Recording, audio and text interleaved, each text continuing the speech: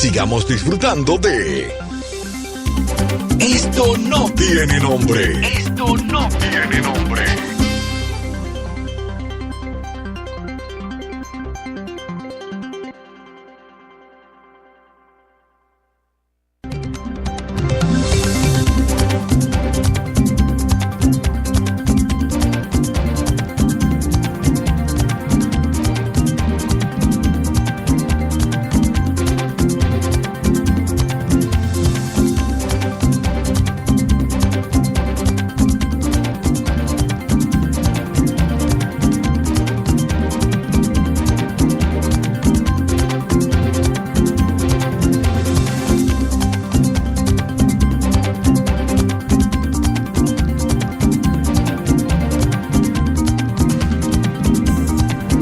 Y 3 minutos de la tarde, bienvenidos a Esto no tiene nombre, bienvenidos a La Prieta, al Puje, al Especule, bienvenidos a 2 horitas de programa. Vamos a conversar de muchas cosas, como ya es normal, con muchos de nuestros habitués y también con nuestros invitados. Y hablando de invitados, pues vamos a hablar de nuestra primera invitada. Y precisamente porque el país dice que está en alerta, que hay un brote de malaria en la provincia de Santo Domingo Este, pero vamos a ver qué es la malaria, cómo nos pueden explicar un poquito cómo es la malaria, cómo combatirla, cómo erradicarla, si es verdad que existe o no existe este brote, si se están efectuando las medidas sanitarias eficaces para enfrentarla, y de todo eso pues vamos a hablar con la doctora Sara Mota, presidenta de la Sociedad Dominicana de Infectología. Muy buenas tardes. Buenas tardes, Pink y demás, a todos los oyentes de Esto no tiene nombre. Esto tiene nombre, se llama malaria o paludismo. Vamos a empezar diciendo que la malaria es una enfermedad causada por un parásito. Uh-huh.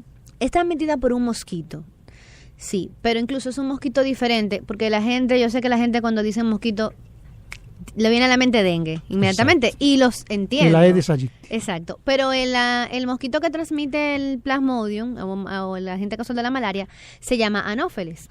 Es igual la hembra, pero es por un tema de simplemente biológico. Igual que la hembra de la Aedes, la hembra de la Anopheles necesita los sustratos de la sangre humana para poder terminar de fertilizar sus huevos. O sea que es simplemente por supervivencia. Entonces, ¿qué pasa? El Plasmodium, que así se llama el parásito que produce la malaria, pues es un parásito que cuando el mosquito pica a un ser humano, pues va a adquirir de ese ser humano ciertas formas, porque el Plasmodium pasa por diferentes fases. Incluso por eso es difícil hablar de una vacuna contra él, porque cada fase tiene unas características que para hacer una vacuna tendrías que tener una vacuna que ataque todas las fases del parásito. Entonces el mosquito pica y toma un machito y una hembra de Plasmodium de la sangre del ser humano. Ese machito y esa hembra en el intestino del mosquito copulan y tienen unos hijitos. Esos hijitos bebés son los que el mosquito, después de varios días, o sea, para que entiendan que eso no es que el mosquito me pica a mí, pasó a ti, sino que unos cuantos días. Proceso. Entonces, después de algunos cuantos días, el mosquito le pica al otro ser humano, esos niños, que ya son chiquiticos, como de 2 años, para que más o menos entiendan. Esos niños llegan gateando, caminando al hígado. En el hígado se hacen adolescentes, y cuando salen del hígado adolescentes, cuando llegan al glóbulo rojo, ya son adultos. El glóbulo rojo es, vemos nuestra sangre rojita, la sangre la vemos toda líquida, pero la sangre tiene diferentes células. Los glóbulos rojos son de las más numerosas y son los que nos permiten tener esta vitalidad porque tienen hemoglobina, es lo que no nos deja tener anemia. ¿Qué pasa? El glóbulo rojo, o sea, imagínate, es como una gente dentro de otra, uno de los dos va a explotar. Entonces eso hace la forma adulta del Plasmodium, rompe el eritrocito. Cuando el eritrocito se rompe, o glóbulo rojo se rompe, es que generalmente aparecen los síntomas, lo característico de la malaria, que es la fiebre paroxística. O sea, la persona puede tener cierto malestar, puede tener dolor de cabeza y eso, pero cuando se rompen los glóbulos rojos, entonces hay una reacción más intensa en el cuerpo donde va a haber fiebre alta, con mucha sudoración, escalofríos. E incluso cuando la fiebre baja, que puede bajar sin mediación de ningún medicamento, porque es como un parte del ciclo del parásito, la persona se queda como dependiendo de la intensidad del ataque, puede quedarse así como media bobita, como cuando te da una convulsión, o puede simplemente pasar la fiebre, sudarla y seguir sus actividades normales. De hecho, en zonas donde la malaria es prevalente, y es bueno aclarar algo, la malaria es una enfermedad prevalente en nuestro país. La única isla del Caribe que tiene, porque el 90% de los casos de malaria en el hemisferio occidental son en la isla, 97% en Haití, según el Centro Carter. Así es. Incluso, para que tengan una idea de, así digamos, dato cultural, cuando se construía el Canal de Panamá, muchos de los trabajadores, o sea, murieron diezmados entre fiebre amarilla y malaria. Pero se ha podido controlar en muchos países y de hecho a nosotros, yo decía en un medio que a mí me había sorprendido un poco porque realmente era, o puedo decir, es de las pocas cosas que funciona acá. Ajá. O estaba funcionando, sí, o sea, porque lo que había con malaria era una búsqueda activa de casos. Como no es una enfermedad que se puede prevenir por vacuna, que tú no puedes decir, bueno, vamos a vacunar a esta cantidad enorme de gente. Para que no. Y tampoco puedes, discúlpame la que te interrumpa, tampoco puedes hacer una prueba para ver antes, sino que hasta que tú no tienes los síntomas yo no te puedo diagnosticar, porque el diagnóstico es una gotita que se toma de un pulpejo del dedo, se extiende en una placa, se le pone unas tinciones específicas y se ve el trofozoito, que así es que se llama, la forma adulta dentro del eritrocito. O sea, ese es el gol estándar para el diagnóstico. Entonces, de manera, por ejemplo, tú tienes fiebre, tú tienes malestar, yo te hago un hemograma y el hemograma puede estar todavía normal o quizás tener un poquito de anemia. Eso me da una sospecha, pero lo no que hay me certeza. confirma Claro, exactamente. es la gota gruesa. Entonces, ¿qué se hace? Por ejemplo, en países de alta prevalencia, y yo sé que allá en el hospital, por ejemplo, se hace mucho y se hace en comunidades donde la densidad de malaria es alta. Tú llegas con fiebre, una gota gruesa en lo que se averigua el caso. Pon ahí, pap, y después te preguntamos si tiene dolor de cabeza, si tiene... ¿Por qué? Porque eso se hace inmediatamente. Incluso, el sistema funciona tan bien que generalmente, o sea, que quienes toman la gota gruesa generalmente son personas que trabajan, aunque estén en sitios periféricos, se reportan al Centro de Control de Enfermedades Tropicales. Es que tú tomas la gota gruesa, o sea, o yo llamo y digo, mira, yo tengo aquí un paciente que sospecha malaria, y ellos llegan, toman la gota gruesa, se llevan, o sea, llenan unos datos con tu nombre, dirección, etcétera. Y de allá, yo ni siquiera tengo que llamar para preguntar cómo salió la gota gruesa del paciente. Es que, ay, ¿cómo está la gota gruesa de Pinky? No es que me llaman, mira, Pinky tiene malaria y vamos para allá con el tratamiento. Y si el caso es severo y necesitas tratamiento endovenoso, o sea, tratamiento por las venas porque estás inconsciente, porque estás grave, ok, vienen con el tratamiento endovenoso. Si el caso es leve, hay personas, o sea, en sitios, por ejemplo, en cañaverales, en zonas de la línea noroeste, a veces la gente la encuentran, van por las parcelas, usted ha tenido fiebre, le hacen una gota gruesa y van a buscarlo y lo sacan del trabajo para decirle, mire, tenga el medicamento que usted está positivo. Claro, eso depende de la cantidad de parásitos que tú tengas infectados. Si tu parasitemia es alta, si tienes una densidad de parásitos en la sangre alta, vas a tener muchos síntomas. Si no te tratas temprano, puedes hasta morir. Pero si tu parasitemia es leve, pues tú puedes estar caminando. Incluso, como lo que yo estoy describiendo es muy clásico de Plasmodium falciparum, que es la especie que tenemos acá. Hemos tenido casos de Plasmodium vivax, pero son importados. Hasta ahora son solamente importados de personas que vienen de Venezuela, de las Guyanas, porque en Sudamérica hay Plasmodium vivax. Del Plasmodium hay 4 especies, se habla hasta de una quinta, pero esas 4 especies sí se ven en África. Incluso en África hay personas que tienen una malaria crónica, o sea, el parásito se queda albergado en el hígado, como en una etapa de... Mira, así como le pasa a alguna gente que nunca crece y siempre es adolescente. Ellos se quedan ahí en el hígado. Y por alguna razón, en algún momento se reactivan y esos pacientes siempre tienen episodios de malaria, o sea, así periódicamente. Incluso una enfermedad que es muy prevalente en nuestro país, la falcemia, está descrito que surgió probablemente debido a una modificación que hizo el glóbulo rojo para evitar que el parásito entrara, porque el glóbulo rojo deforme del falsémico es resistente a la infección por malaria. por ejemplo. Pero la falsemia tiene sus complicaciones. Sí, bueno, precisamente cuando hablaba de eso de las estadísticas, lo hago citando al expresidente Jimmy Carter de Estados Unidos, que recordaremos que en el año 2010 con su centro celebró una conferencia aquí en República Dominicana, tanto en Santo Domingo como en Dajabón, y donde lanzó lo que fue un fondo de apoyo para lo que él apuntaba sería la erradicación de la malaria en la isla de Hispaniola hacia el 2020, es decir, en 2 años más. En aquel momento se hablaba precisamente de la malaria y de la filariasis linfática. En ese momento lo lanzó como un plan piloto, pero para la isla completa, lo cual recordaremos que fue un tanto controversial porque decían que era promoviendo fusión y demás, pero en aquel momento se hablaba de que solamente en la isla Hispaniola se encuentra dentro del Caribe lo que es la malaria y que el 90% de los casos en el hemisferio occidental son en la isla de la Hispaniola, con 97% en Haití, 3% en República Dominicana, y esa meta bastante ambiciosa de erradicarla en 10 años, quería saber si hay estadística disponible de si se ha avanzado en ese sentido. Bueno, realmente se había avanzado y prácticamente teníamos el mínimo de casos reportados. Es una enfermedad que hablar de erradicación es un poquito complicado porque al tener un vector, tú tienes no solamente que controlar la parte del humano, sino que tienes que eliminar los focos de donde crece el vector. Y eso tiene también una implicación en el tema del ecosistema. Por eso, por ejemplo, se habla de que es tan difícil de erradicar, por ejemplo, enfermedades como el dengue, chikungunya, precisamente por el tema del transmisor. Pero sí está igual, ¿verdad? Funciona, es el mismo sistema de transmisión. En el sentido exacto, son 2 mosquitos diferentes. Exactamente, pero son 2 especies, o sea, uno es bacteria, uno es, parásito, el otro es virus. Pero, por ejemplo, si hablamos de bloquear transmisión, porque los mosquitos se crían igual. El Aedes de agua limpia, el Anófeles de agua sucia, pero tú tienes que eliminar los focos. Entonces, me parece que en este momento nos leímos un poquito del control, porque incluso el boletín de la Dirección General de Epidemiología, y yo decía, no lo estoy diciendo yo tomo textualmente lo que el boletín de la Dirección General de Epidemiología dice. Para esta época, para la semana 33 epidemiológica, al 3 de septiembre, los casos de malaria para esta misma época en relación al año pasado han aumentado en un 48%. Y el alcalde dice es por los haitianos, pero yo decía, pero es que nosotros hemos tenido haitianos que entran, salen, y habíamos tenido un buen control.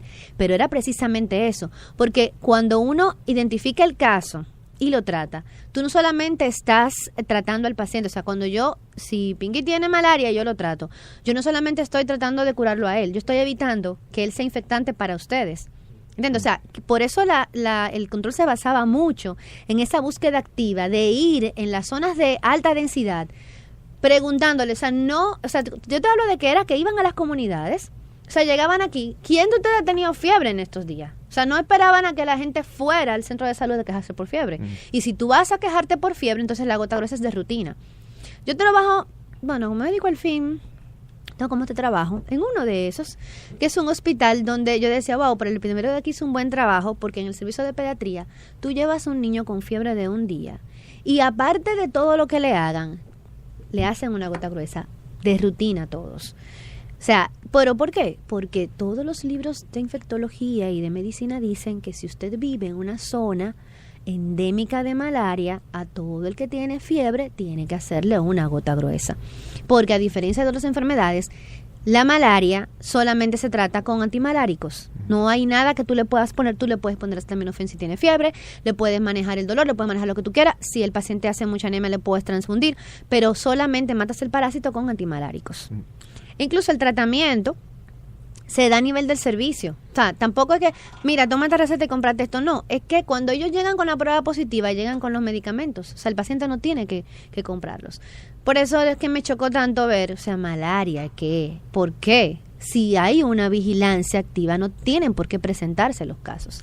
Ahora bien, tomando en cuenta que según las estadísticas disponibles, el año pasado hubo 655,000 muertes por malaria, pero dentro de alrededor de 250 millones de casos reportados, entonces estamos hablando de que es una enfermedad controlable. Yo creo que eso es importante que lo sepa la audiencia, porque obviamente cuando se leen solamente encabezados y demás, puede entrar un pánico contraproducente. Eso es así, y como tú dices, la mortalidad es relativamente baja.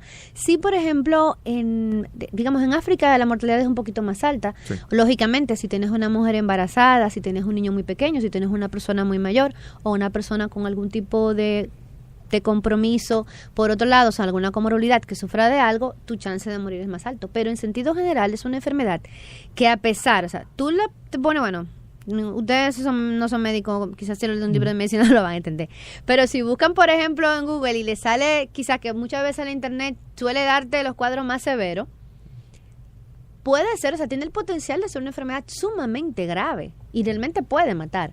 Pero es que cuando tú la diagnosticas temprano y das el tratamiento es asombroso. O sea, es una de las enfermedades así como que yo veo, que yo digo, wow, qué fea puede ser, qué malo puede ser, y tiene un tratamiento que es gratis, relativamente accesible y rápido, de rápido efecto.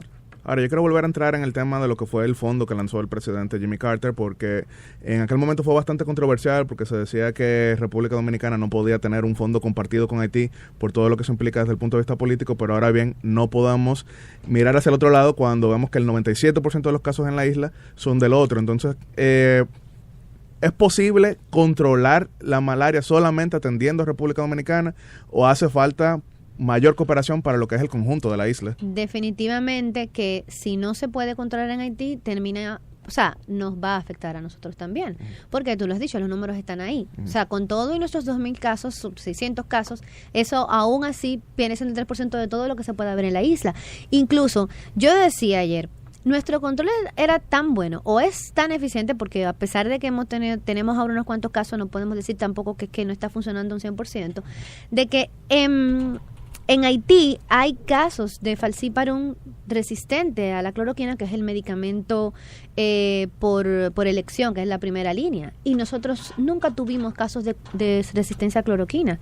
Porque eso sí, a nivel de la línea noroeste, a nivel de la frontera y en los puntos de entrada, sí, incluso los médicos están mucho más entrenados y concienciados. O sea, un médico que trabaje quizás en el centro del país, le llega un paciente con fiebre y quizá tarde 2 días para hacer una gota gruesa. Un médico trabaja cerca de la línea y lo primero que le hace a un paciente febril es una gota gruesa.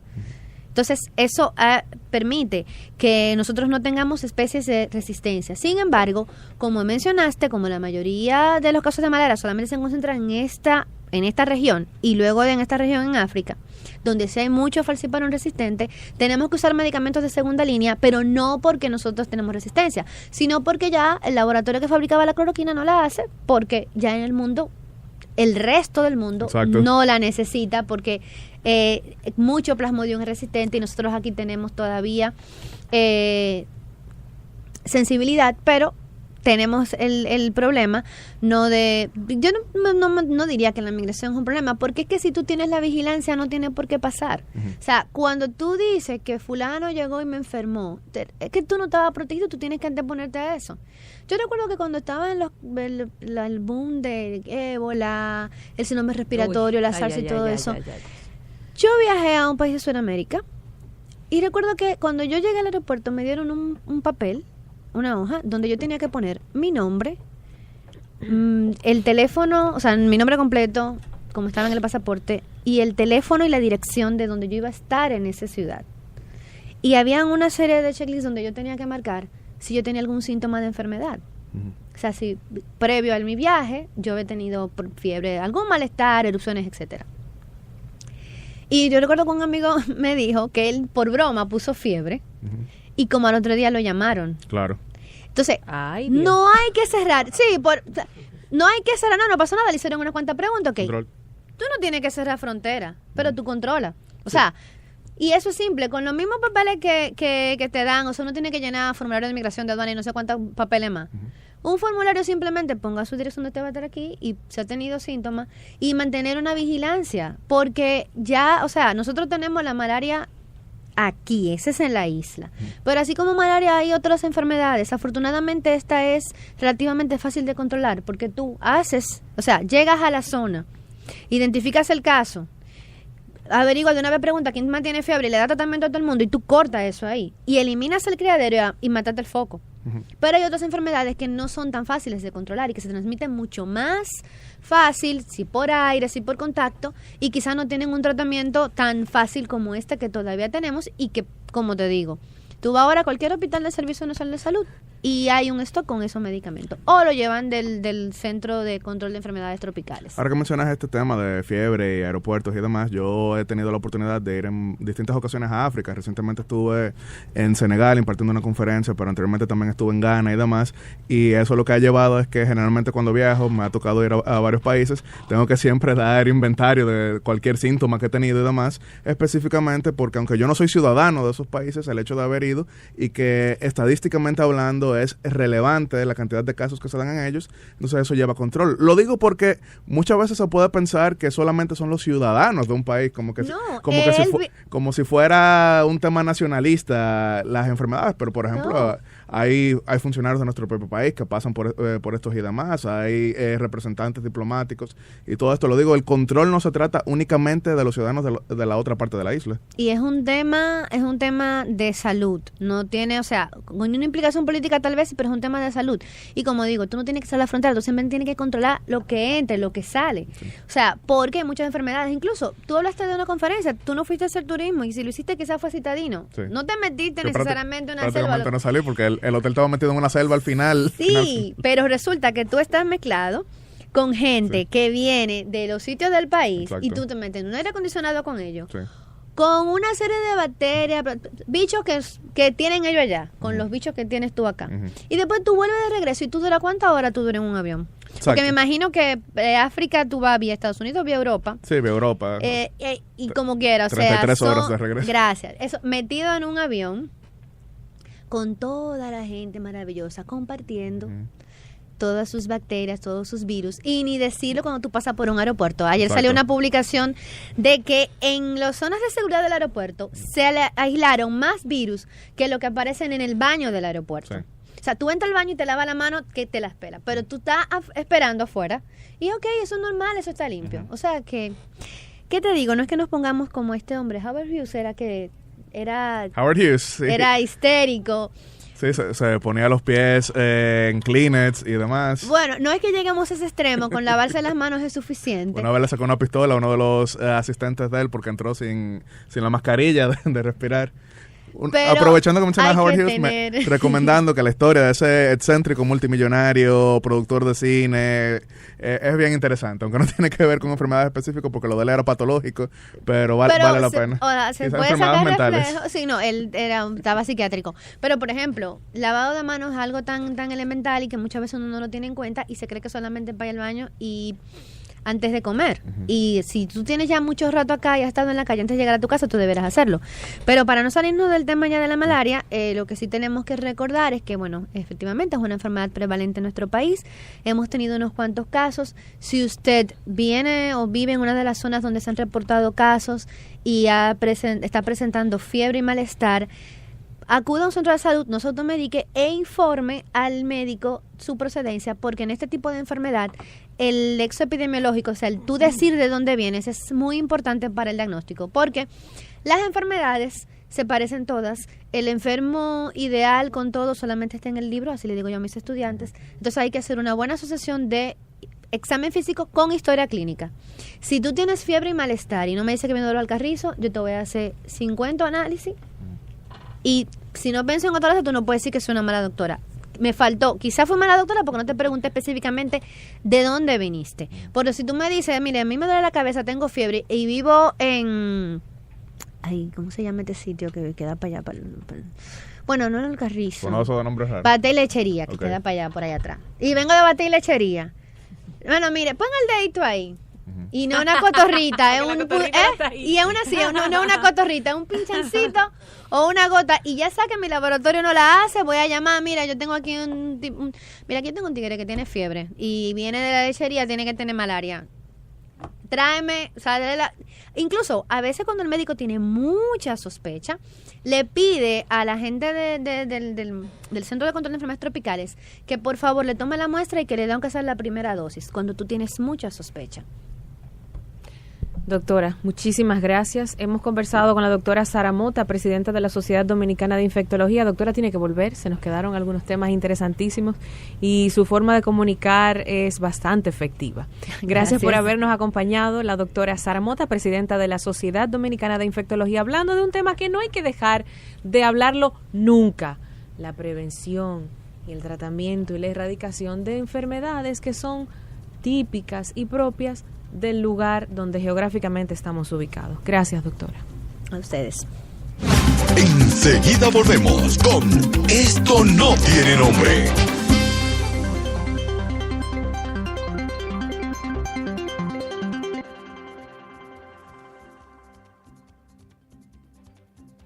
En Banesco ese dinero te lo vamos a prestar. El dinerito que tú quieres te lo vamos a prestar. Si tú deseas remodelar o equipar tu hogar y te fuera a estudiar o algo que quieras celebrar, en Banesco ese dinero. Si necesitas un dinerito para lo que quieras, visita nuestras sucursales y nosotros te lo prestamos. Solicita tu préstamo personal en Banesco y compra lo que quieras. Más información en banesco.com.do. Banesco, contigo. Todos conectados. Con el internet más rápido para jugar en línea todo el día. Con mis películas y series, una detrás de la otra. Todos conectados. Todos con Altis estamos conectados. Ahora con Altis tienes la mayor conectividad en tu hogar porque te damos 100 megas gratis al contratar Triple Play. Ahora todos los dominicanos están más conectados. Llámanos al 809-859-6000. Altis. Atendemos casos, ayudamos personas. El servicio al cliente es lo más importante para nosotros. Tratar a cada persona como un miembro de la familia es nuestra prioridad. Brindar las mejores atenciones es nuestra misión. Yo fui víctima de un fraude electrónico vía internet. Pude ir al banco del cual me fue sustraído el dinero a tratar de que me dieran auxilio. Llegué a ProUsuarios, hice la reclamación formal y para mi sorpresa, la superintendencia resuelve que el banco me devuelva mi dinero, ya tú sabes. Sentí en ProUsuarios un equipo dispuesto a darme servicio. Así me sentí en ProUsuarios. Superintendencia de Bancos de la República Dominicana. Cuentas con nosotros.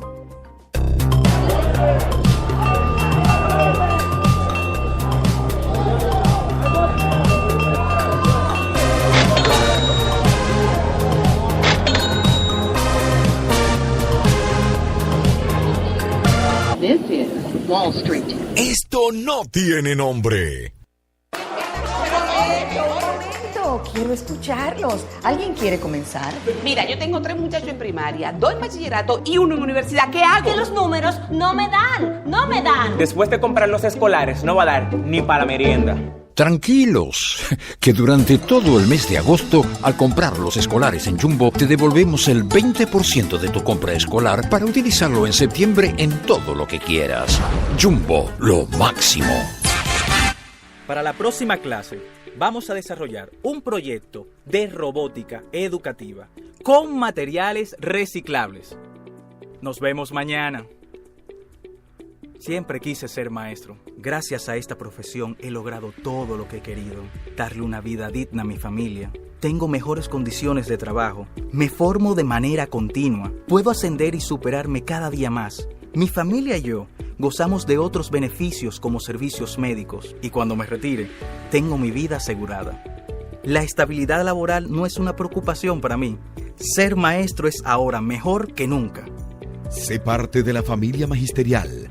Ven, aplica por una de las 20,000 becas que el gobierno del presidente Danilo Medina ha dispuesto para los estudiantes de excelencia en la carrera de educación. Infórmate en el 809-535-8006, extensión 103, 104, 105 y 106. Ministerio de Educación.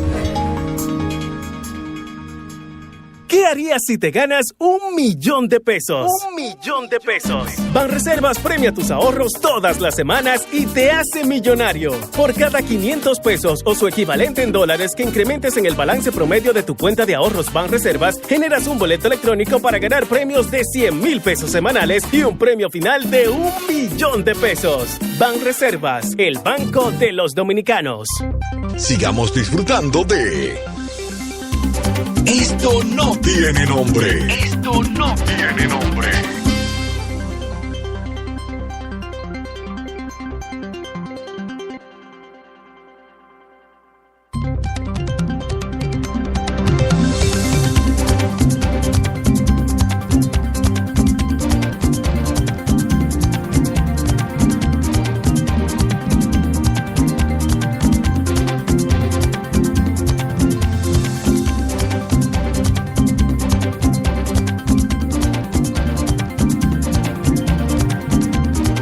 1:34 minutos de la tarde. Seguimos en Esto No Tiene Nombre.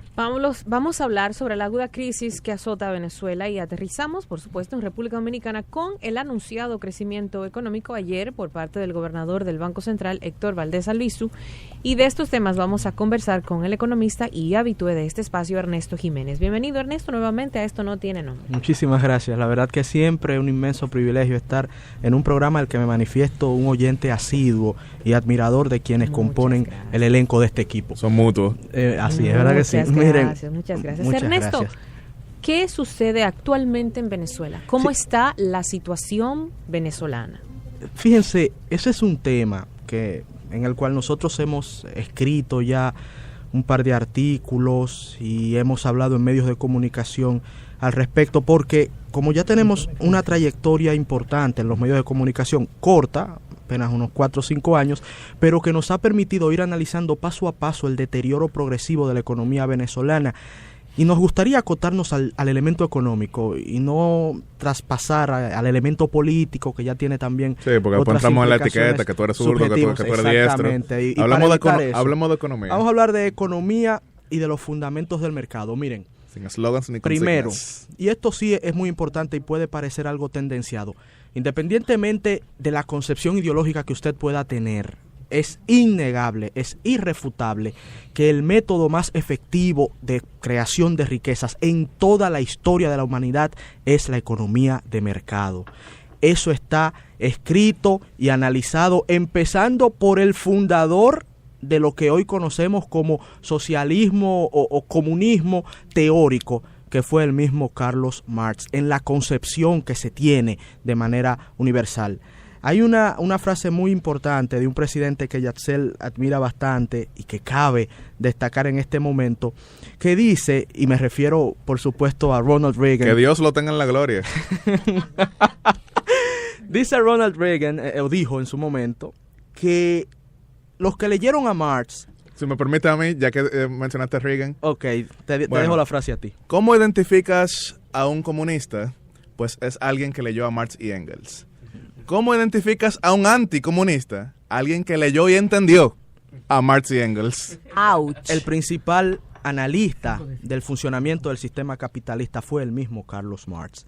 Y por eso citamos esta frase, porque lo que se está viviendo en Venezuela es una involución práctica en el sentido económico, pero disfrazada de ideológica, lo que también a nuestro humilde entender es una ofensa a quienes de una o de otra forma han defendido baluartes socialistas que tienen sus puntos positivos también, como nosotros reconocemos que en la praxis es totalmente contraproducente con lo que se quiere, que es el bienestar de los pueblos. Pequeño paréntesis, cuando uno ve los países integrantes del ALBA, uno nota que el único que se ha vuelto un basurero inservible es Venezuela, porque cuando estamos viendo Bolivia está junto con República Dominicana entre los 4 países que más van a crecer este año, porque si bien tienen su retórica política cercana al socialismo, no han deshecho el motor privado del mercado. Porque han entendido que cuando se conspira contra los creadores y generadores de riqueza, no se puede entonces salvar a aquellos que sufren de la pobreza. No hay para repartir. Exactamente. Y suena, y lo estamos tratando de aplatanar lo más posible para que la gente entienda la lógica detrás de los datos que vamos a dar a continuación. Miren, el principal producto de exportación de Venezuela en más de un 95%, algunas estadísticas hablan de 97% como la del Banco Mundial, otras un poco más, un poco menos, es el petróleo. Venezuela tiene las mayores reservas probadas de este crudo del mundo. Es un país eminentemente rico en recursos naturales y ese mismo instrumento que debió haber sido la palanca de su desarrollo, al día de hoy ellos se muestran insuficientes para sacar esos recursos o para sacarles provecho. Venezuela hace 10 años extraía, en términos promedio, diario 3.6 barriles de petróleo, diarios. Al día de hoy, la capacidad productiva se ha deteriorado tanto que tan solo están extrayendo 1.37 millones de barriles, un descenso de más de un 58% en la capacidad de producción de su principal método de generar divisas, de su principal riqueza. Prácticamente el único, porque han deshecho todo lo demás. No, claro, porque cayeron en la famosa trampa de los recursos naturales, la famosa maldición de los recursos naturales. Pero ese es un tema de los países emergentes. Lamentablemente, y es un tema que podremos tratar en otra ocasión. Entonces, ¿cómo usted se explica Ernesto, ¿cómo puede usted explicarnos a nosotros que el principal medio de creación de riquezas ese país lo ha descuidado? Sencillo. Primero, iniciemos con la privatización.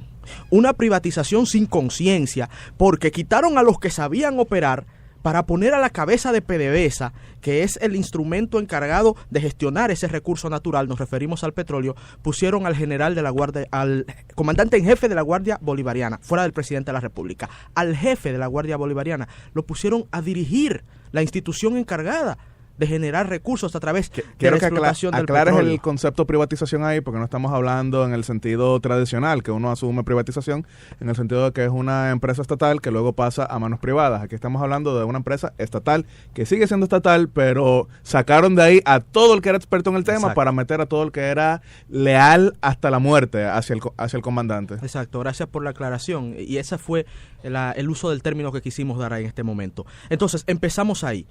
No han sido capaces de mantener niveles aceptables de productividad en su principal medio de generación de riquezas. Ahí va uno. Lo segundo, la ampliación irresponsable y descontrolada del gasto público. Esto empezó en el gobierno de Hugo Chávez y nosotros hacíamos la advertencia desde hace unos años ya de que era insostenible lo que estaban haciendo con la inversión, tanto en gasto corriente como en gasto de capital. Es cierto, visibilizaron dentro y fuera, porque también dentro y fuera en el sentido de que fuera de las fronteras venezolanas hay una gran cantidad de obras que financió Venezuela para fines políticos, comprando votos y de dudosa rentabilidad. O sea, con dinero del pueblo venezolano se financiaron proyectos que no le generaron ningún tipo de beneficio al mismo pueblo venezolano. Pero también ese es otro tema que pudiésemos profundizar en otro espacio. Ahora bien, retornamos. El ampliado gasto en su momento fue sostenido por una mayor productividad en extracción petrolera y mayores precios del crudo a nivel internacional. Hasta $150. Ese escenario, ese fue el pico, que al día de hoy ese escenario desapareció cuando tenemos precios del crudo que, por ejemplo, el West Texas Intermediate, que es el de referencia para nosotros, está oscilando entre los $64 y $68 el barril. Luego de haber caído a cerca de 30, que fue un gran alivio para la economía dominicana, de la cual hablaremos más adelante en este programa. Entonces, tenemos dos elementos: el alto gasto, la reducción de las divisas por concepto de producción petrolera, la ineficiencia pública al administrar bienes que otrora eran mejor administrados por el sector privado y, por último, la incapacidad gerencial. Hay algo que uno muchas veces habla en este espacio y que yo sé que puede ser difícil de comprender en cuanto a la responsabilidad de los actores públicos, y es que se debe entender siempre que el dinero público no es un dinero que sale de la nada, es un dinero que viene de los contribuyentes. Por eso hay una frase también muy famosa de otra ultraliberal, Margaret Thatcher, la dama de hierro, que decía que Dios la tenga en la gloria también. Llegaste liberal hoy. No hay cosa como el dinero público. Estamos hablando del dinero de los ciudadanos. Es dinero privado que uno le paga al Estado para que sea administrado con responsabilidad. Que Lady Thatcher, a quien tuve el honor de conocer, dijo en una ocasión que el socialismo se acaba cuando se acaba el dinero de los demás. Muy buen punto. Entonces, esto no es una apología antisocialista, porque también para República Dominicana eso no hace mucho sentido. Somos un país pobre los dominicanos, a pesar de que nunca hemos tenido un experimento socialista. No es que estemos cayendo en esa dicotomía maniqueísta de que socialismo, pobreza, capitalismo, bienestar absoluto. Hay tercera vía también. Y cuartas y quintas dentro del mismo sistema capitalista. Ahora bien, en Venezuela sí se da esa contradicción terrible. Ellos están implementando un modelo que desde hace décadas ya se ha visto una y otra vez y requete estudiado y requete vivido, que tan solo produce pobreza. Y cuando uno habla de equidad, no es de igualdad en la miseria, es de igualdad en la bonanza. Y el único sistema que ha sido capaz de garantizar esto es el sistema de mercado. Y mientras más libre el sistema de mercado, más libertad podrá tener la ciudadanía para lograr sus sueños y para crear riquezas. Entonces, en Venezuela, en términos sencillos, lo que está pasando es la desestructuración del sistema de mercado, que también se ha llevado de bruces el sistema de precios. Se está proyectando que para este año Venezuela sufrió una inflación de cerca de 1.000.000%, lo cual nosotros creemos es una exageración conceptual, pero, una exageración práctica, pero que tiene una lógica conceptual cuando uno analiza las estadísticas. Rompiendo el récord de lo que había sido el anterior país con mayor hiperinflación, que había sido Perú en 1988, en el gobierno de Alan García, que en aquel momento llegó a inflación acumulada de 29,000%. Sí, o sea, y comparen. Y que tuvieron que eliminar el peso peruano para entonces asumir ahora el sol. Bueno, Venezuela está buscando ahora una alternativa. Una gran cantidad de monedas que ha cambiado. Con el eso no petro. Sí. Con el petro, que es una criptomoneda, que es también otro tema que se nos iría a un programa completo explicando, aunque aprovecho para invitarles a leer nuestro más reciente artículo que se trata justamente de esto y se titula ¿Qué es una criptomoneda? Lo pueden encontrar en el Nuevo Diario en el día de mañana, tanto en la versión impresa como en la versión digital. Ahora, retornando al tema y para dar paso también a otras preguntas. El Producto Interno Bruto de Venezuela. Aquí hace 2 semanas le dedicamos este espacio que generosamente nos brindan para hablar de economía a explicar exclusivamente qué es el Producto Interno Bruto. Ojalá los amigos que nos escuchan hoy los hayan escuchado, porque esos 40 minutos no se los podemos dedicar hoy nueva vez a explicar este concepto. Ahora bien, esto es sencillamente lo que producen bienes y servicios un país en precios corrientes. Venezuela se proyecta que su Producto Interno Bruto, su capacidad de producir bienes y servicios en un año va a decrecer, se va a reducir en un 18%. Cifras más, cifras menos durante este año. Eso es depresión, ya no es recesión. No, eso es más allá de recesión. Recesión, por poner un ejemplo, es lo que han estado viviendo Argentina y Brasil más recientemente, que vemos una desaceleración. Argentina está cayendo en un 0.3%. Brasil ya está en un crecimiento positivo de 0.2%, pero sigue siendo eso relativamente recesión. Pero ya cuando estamos hablando de que todos los productos y servicios y bienes que genera un país decrecen en 18%, eso es depresión. Y así es, y hay 3 conceptos que van uno de la mano de otro. Ralentización, que es cuando el crecimiento se pone más lento. Recesión, que es cuando ya esa ralentización va reduciendo el Producto Interno Bruto por encima del 0%, y depresión, que es más aguda, y de eso estamos hablando ahora en Venezuela. Por lo tanto... Se me da un segundo, y disculpa porque habíamos dicho que no íbamos a asumir el tema político, pero ahora que estamos hablando de recesión y depresión, yo quiero parafrasear un poquito... Como dicen, no lo politices. Yo quiero parafrasear un poquito a Ronald Reagan, pero asumirlo hacia Venezuela. Porque bueno, recesión es cuando tu vecino no tiene trabajo. Depresión es cuando tú no tienes trabajo. Y recuperación es cuando Nicolás Maduro no tiene trabajo. Bárbaro. Qué cruel. Y bueno, y la verdad es que asumo con humildad esas palabras de Yaxel, porque es que lo que está demostrando Nicolás Maduro en todos los aspectos, tanto político como económico, es una desgracia y una tragedia para la población. La República Popular China generó uno de los grandes pragmáticos que invitamos a estudiar de la era moderna, que se llama Deng Xiaoping, el cual con una frase paradigmática, y ese sí cae dentro de... Ese es un ídolo compartido, sí, porque hay otros que desde los fuegos del infierno no creo que puedan proclamar su verdad. Él estuvo dispuesto a cambiar de modelo. Deng Xiaoping hizo lo correcto para su pueblo en ese momento histórico.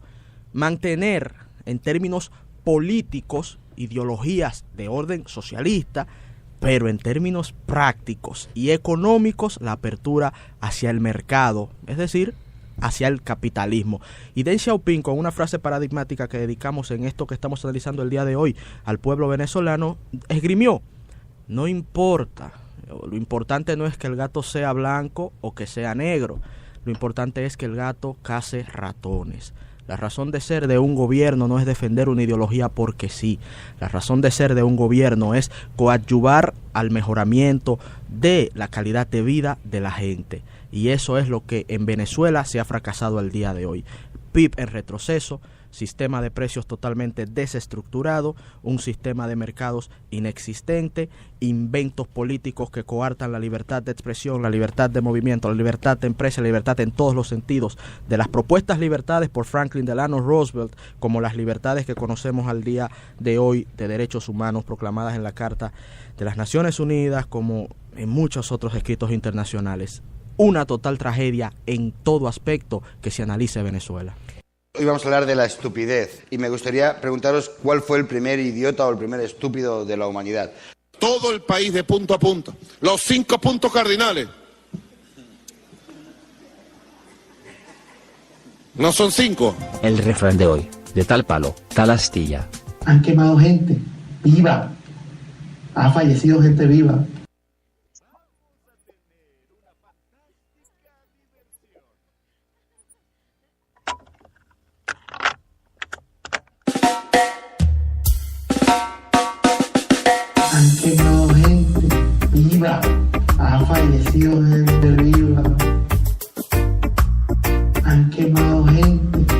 víctima ha fallecido desde viva.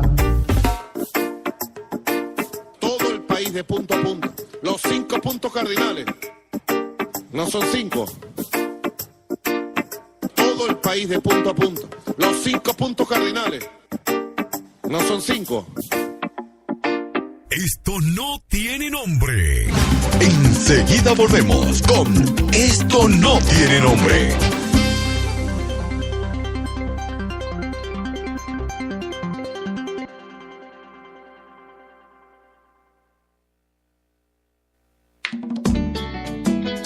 Para todo lo que quieras, te presentamos Expo Préstamo Banreservas, tu préstamo.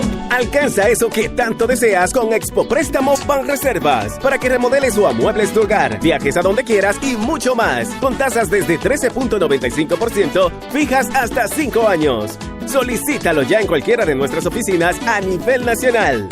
Banreservas, el banco de los dominicanos. Banreservas. Todos conectados. Con el internet más rápido para jugar en línea todo el día. Con mis películas y series, una detrás de la otra. Todos conectados. Todos con Altis estamos conectados. Ahora con Altis tienes la mayor conectividad en tu hogar porque te damos 100 megas gratis al contratar Triple Play. Ahora todos los dominicanos están más conectados. Llámanos al 809-859-6000. Altis.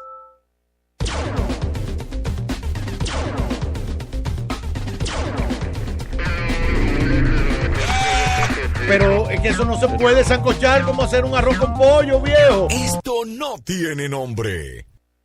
La sensación de una primera vez siempre vive en ti y la puedes revivir al disfrutar la primera cena con los tuyos en tu casa propia, al tomar el primer café en el nuevo destino que has soñado visitar por tanto tiempo o al realizar el primer viaje en carretera en tu carro nuevo. Solicita tu préstamo popular con tasas fijas desde 9.95% y vive otras primeras veces. Banco Popular, a tu lado siempre. Esto no tiene nombre.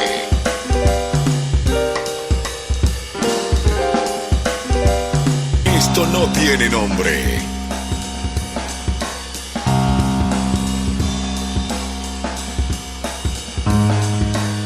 Esto no tiene nombre. Esto no tiene nombre.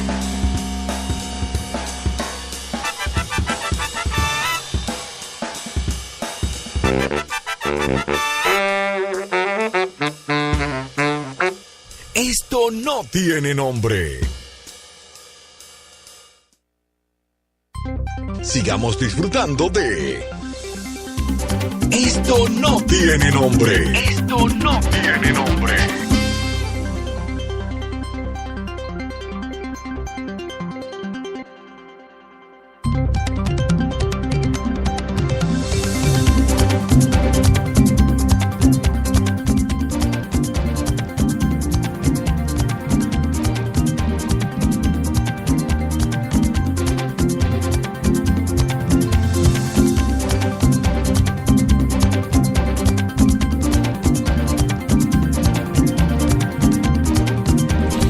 Una y 53 minutos de la tarde. Los consejos financieros de este jueves del Banco BH de León, vamos a abordar la importancia de la organización de los jóvenes desde su primer empleo. Para hablar del tema nos acompaña Aurelina Bonilla, gerente de banca transaccional de la entidad. Bienvenida, Aurelina, ¿cómo estás? Muchísimas gracias, siempre un placer estar compartiendo con ustedes. Primer empleo, ¿qué tan importante es? Es básico, es elemental. Pregunto a los que nos escuchan, con la experiencia que tiene usted hoy en día, luego de años en el mercado laboral o empresarial, ¿qué hubieses hecho diferente con esos primeros ingresos que recibió? De ahí la importancia de que todos aprendamos de finanzas personales y mucho mejor si lo hacemos desde temprano, pues así evitamos tropezones financieros y dolores de cabeza. Partiendo desde esa reflexión, en el día de hoy traemos algunos consejos básicos para aquellos jóvenes que están iniciando una vida laboral o una vida de emprendimiento, para que puedan pues fomentar las bases de una buena salud financiera y evitar dolores de cabeza y dolores financieros y además si te organizas desde el saque, desde el principio, pues vas a poder cumplir mejor tus sueños. Bien, ¿cómo empezamos con este primer salario? Número 1, que lo hemos hablado en programas anteriores y volvemos, el tema del ahorro. Páguese usted primero. Recomendamos pues sacar ese porcentaje que también en programas anteriores lo hemos conversado, de ese 10%, pero en este segmento joven pudiera incluso sacar un porcentaje mayor al 10%. Un poquito más, porque estos jóvenes a lo mejor viven con los padres. Es correcto. Ya no comparten casa, y pueden ahorrar un poquito más. Si tus padres pues te subsidian todo, pues lo más recomendable es que aproveches esa coyuntura y saques más del 10%. Sabes que la mayoría de los jóvenes que nos están escuchando no están valorando nada de lo que nosotros estamos diciendo ahora mismo. No, es verdad, pero y se van a acordar cuando tengan 42 años. Van a decir, yo estuve trabajando y viviendo con mis padres durante 15 años de mi vida laboral, y en vez de ahorrarme todo ese dinero me lo gasté saliendo de fiesta, con los amigos, yendo de vacaciones. Y quizás por eso es el resultado de la encuesta de cultura económica y financiera hecha por el Banco Central en el 2014. Esta encuesta nos indica que el grupo etario entre 18 y 24 años tuvo el segundo peor desempeño en el manejo financiero. Sí, pero yo creo que eso es siempre. O sea, yo creo que, a mí por lo menos me ha pasado, Yo al principio, cuando empecé a trabajar, mis primeros salarios, ahorro. Mira, déjame sacar la licencia de conducir, déjame comprar el carro. Ya tengo carro, déjame ir de vacaciones a tal sitio. Y ahí murió el ahorro, ya. Y se rompió la alcancía, sí. Así es. Y de hecho, en el primer lugar, en el sótano del tema, en el deterioro financiero, están las personas mayores a los 60 años. ¿Deterioro financiero? Sí, ¿Por qué? en el piso. Quedaron las personas mayores a los 60 años, y ahí pues compartí este dato con una compañera y decía que igual que usted me sorprendió. Pensaría que eso no son los que están... Yo pensaba que eran las personas que más ahorraba, que más... Pues no, según esta encuesta no. Es que para ahorrar se necesitan altos para ahorrar muchos ingresos. Así es. Para ahorrar poco, con pocos ingresos. El ahorro es proporcional. ¿Qué pasa? Relativa, no siempre. No siempre. A la cantidad de los ingresos. Hay gente que no importa vinculado. Lo que genere, no hay forma de ahorrar. Pero eso en términos relativos. En términos absolutos está cultural. Vinculado al ingreso. Si usted gana 30,000 pesos, es imposible que ahorre 35,000. Ahora, si usted gana 500,000 pesos, puede ahorrar 35,000, que es relativamente es casi nada para sus ingresos. ¿Qué pasa con los envejecientes en República Dominicana? Un muy mal sistema de seguridad social, un muy mal sistema de pensiones. Llegan las enfermedades. Discriminación laboral. Aquí no se contratan envejecientes en casi ningún tipo de empresas. Entonces, ¿por qué se deterioran esos indicadores financieros de los envejecientes? Porque se deterioran sus ingresos por un esquema estructural adverso para el envejeciente dominicano, y porque también no tenemos esa cultura de ya, cuando llegamos a cierta edad, seguir ahorrando, por la sencilla razón de que la vida se va acortando. Y como no vemos perspectivas, no tenemos cultura de ahorrar para que los chicos vayan a la universidad, entre otros aspectos, eso explica esos datos. Así y es. Esos datos que usted tiene de personas de 60 años, ¿ustedes tienen identificado que son personas jubiladas o personas que todavía están laboralmente activas? Ahí hay un gran grupo definitivamente que pudiera ya estar jubilado, que no está activo en el mundo laboral por un tema ya de que cancelaciones y demás. Pero algo muy bonito que recomendaba usted, y me gustaría que pudiésemos profundizar un poquito en eso del 10% de ahorro, sobre todo para los jóvenes. Mucha gente no tiene idea de la vinculación que hay entre ahorro e inversión y su importancia para el desarrollo. Siempre se habla del pueblo judío y de su éxito en casi todas las sociedades que visitan. Ahí veo a Yatzel haciendo señas. Eso también lo vamos a tratar en otro espacio. Hay muchos elementos interesantes. Y ustedes saben que el diezmo, como un elemento a la era clásica romana, el diezmo nace en el pueblo judío. Inclusive está establecido en la Biblia que es el 10% de los ingresos. ¿Y para qué utilizaba ese pueblo esos ingresos, que también fueron precursores en lo que se conoce como tasa de interés? Lo utilizaban para invertir, lo utilizaban para crear, ponerle a trabajar para el dinero crear para riqueza. ellos. Entonces me gustaría que en ese sentido y como exhortación a los jóvenes nos pudieras profundizar un poco. Mira, de hecho ese tema estaría súper interesante. Leía un libro esta mañana antes de cuando estaba preparando el material de hoy y todo un tema del diezmo. Sí. Es un tema amplio que estaría súper interesante para traerlo en un próximo, próximo encuentro. Vamos a ponerlo en la agenda. Así es. Sí, entonces el ahorro siempre es producto de la reducción del gasto, indudablemente. Claro. Se llama como posposición del consumo en economía también, al concepto de ahorro. Sí, como decíamos, páguese usted primero. Número 2, invertir en ti, en tu educación, en tu aprendizaje. Enfócate en aprender todo lo que puedas. No subestimes la posición o al sector para el cual estás trabajando. Importante también que identifiques un líder que pueda servirte como tutor, tanto en lo profesional, pero también en lo financiero. Hay un ejercicio súper bueno también en ese libro que estaba leyendo y decía, comienza ese hábito de ahorro con 25 pesos y la próxima semana duplica, identifica esa persona, ese líder, ese tutor que pudiera darte seguimiento en este tema. Tenemos también como tercer consejo que identifiquemos necesidades reales. Siempre solemos a veces confundir las necesidades con los deseos. Trata de no gastar en lo primero que te venga en mente, dígase salidas, fiestas, restaurantes, ropas, etcétera.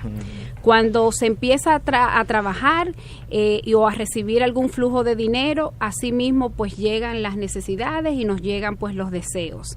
Segmenta esas necesidades en cuáles son necesidades fijas, cuáles son cosas obligatorias o cuáles son simplemente deseos. Entonces, importante también que se trabaje en el tema de hacer un presupuesto.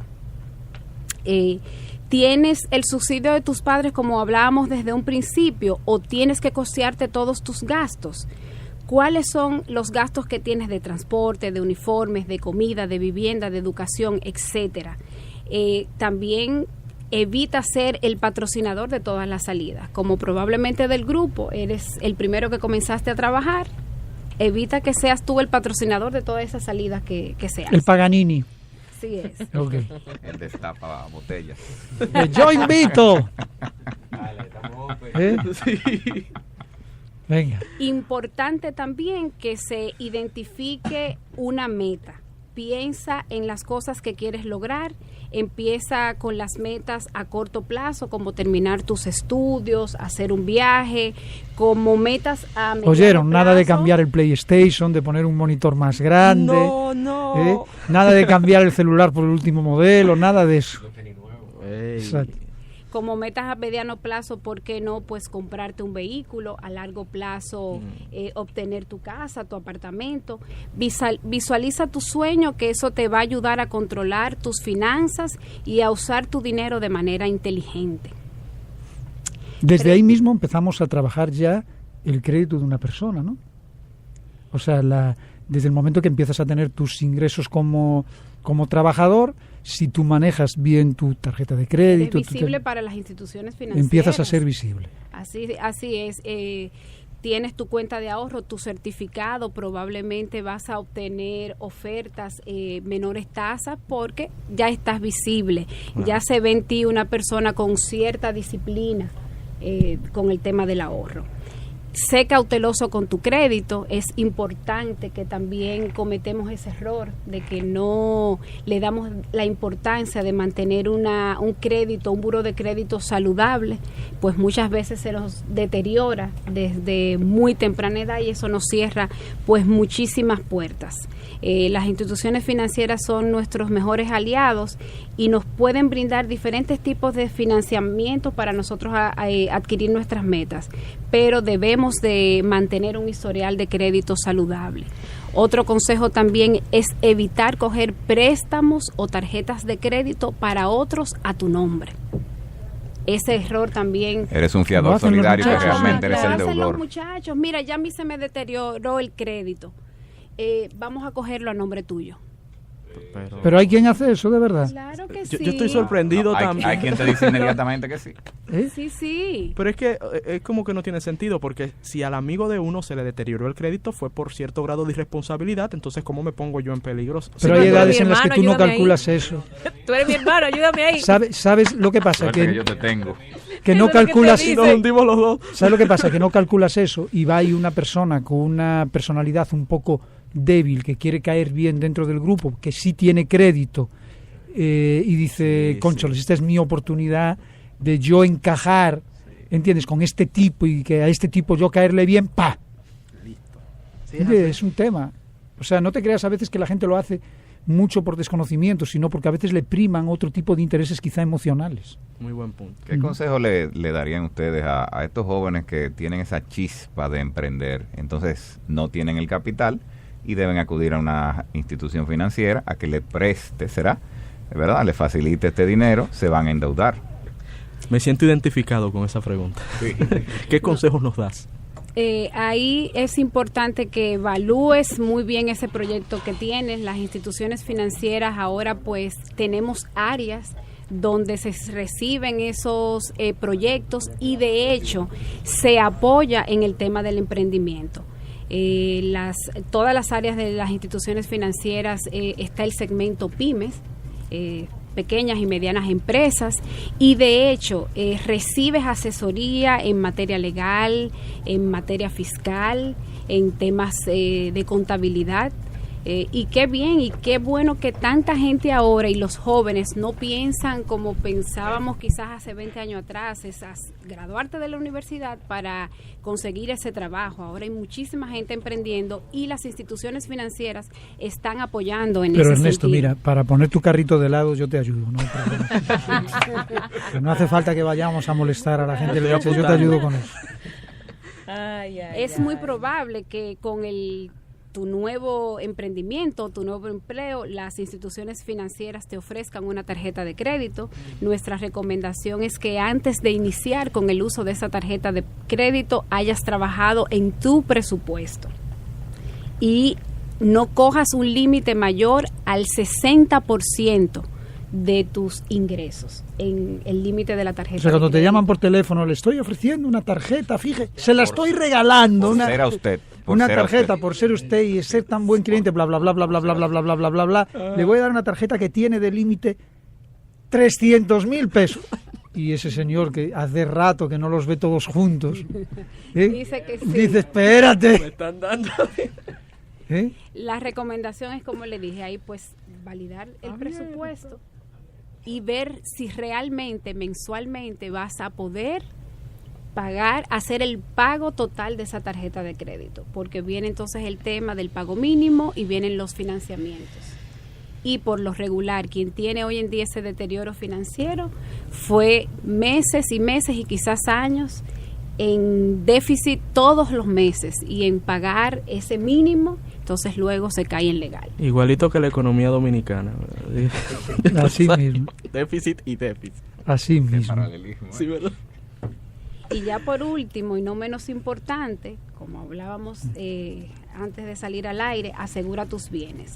Los riesgos son sucesos que amenazan tu estabilidad, como enfermedad, accidentes, fallecimientos, robos.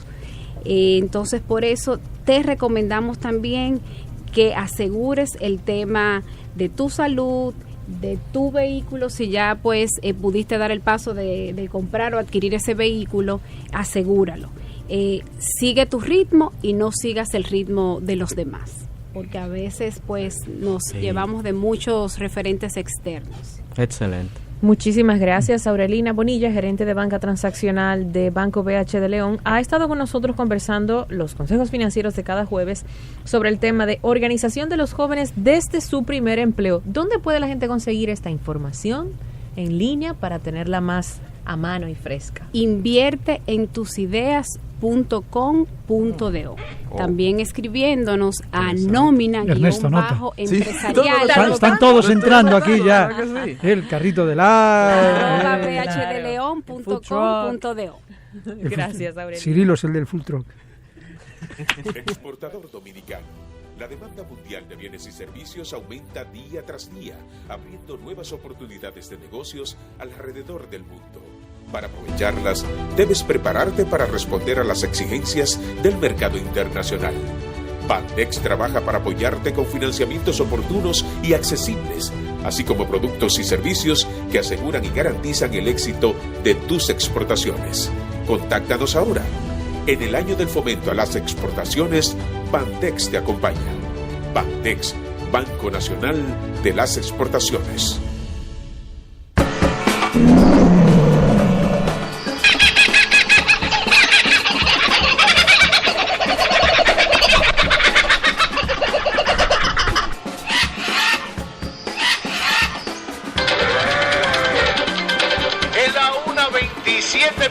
De la tarde en Esto No Tiene Nombre, un privilegio recibir a uno de nuestros principales colaboradores. Baile la calle de día, baile la calle de noche, baile la calle de día. Decidieron asaltar el estado.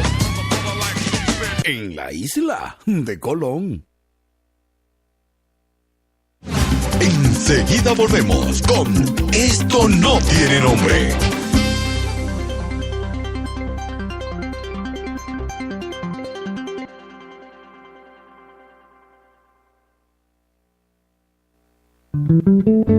A las 3 cada tarde, Merian Fernández y sus invitados comparten contigo experiencias, emociones y conocimientos. All we need is love, porque el dinero cambia las cosas, el amor cambia la vida.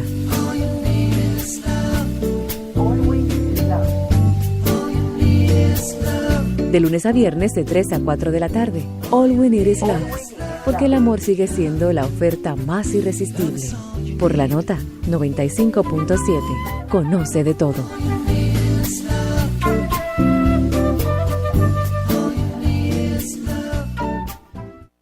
¿Qué harías si te ganas $1,000,000 de pesos? $1,000,000 de pesos. Banreservas premia tus ahorros todas las semanas y te hace millonario. Por cada 500 pesos o su equivalente en dólares que incrementes en el balance promedio de tu cuenta de ahorros Banreservas, generas un boleto electrónico para ganar premios de 100,000 pesos semanales y un premio final de $1,000,000 de pesos. Banreservas, el banco de los dominicanos.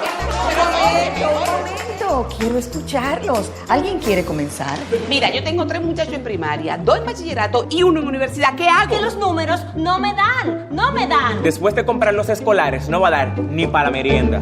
Tranquilos, que durante todo el mes de agosto, al comprar los escolares en Jumbo, te devolvemos el 20% de tu compra escolar para utilizarlo en septiembre en todo lo que quieras. Jumbo, lo máximo.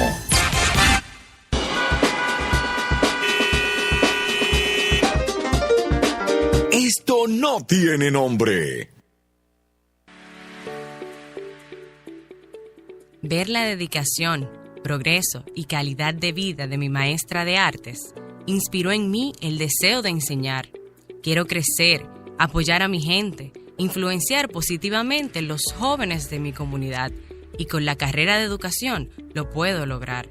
Siendo maestra puedo vivir mejor, tener mayores oportunidades, llegar hasta donde quiero y ser un orgullo para mi familia.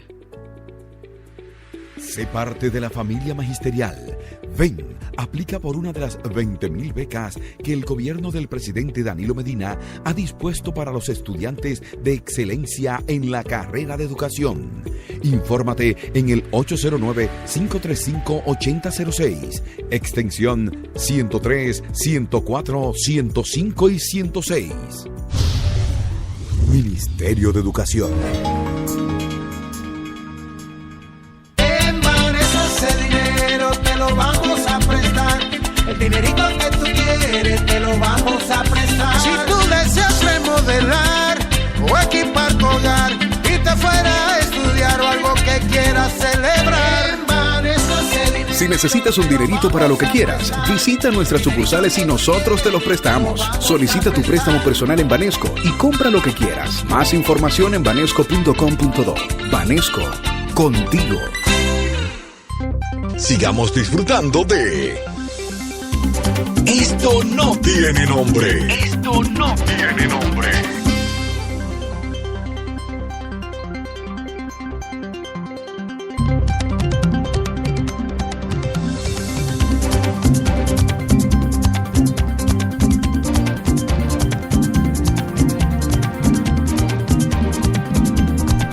2:14. Nos vamos a otra cosa, venga.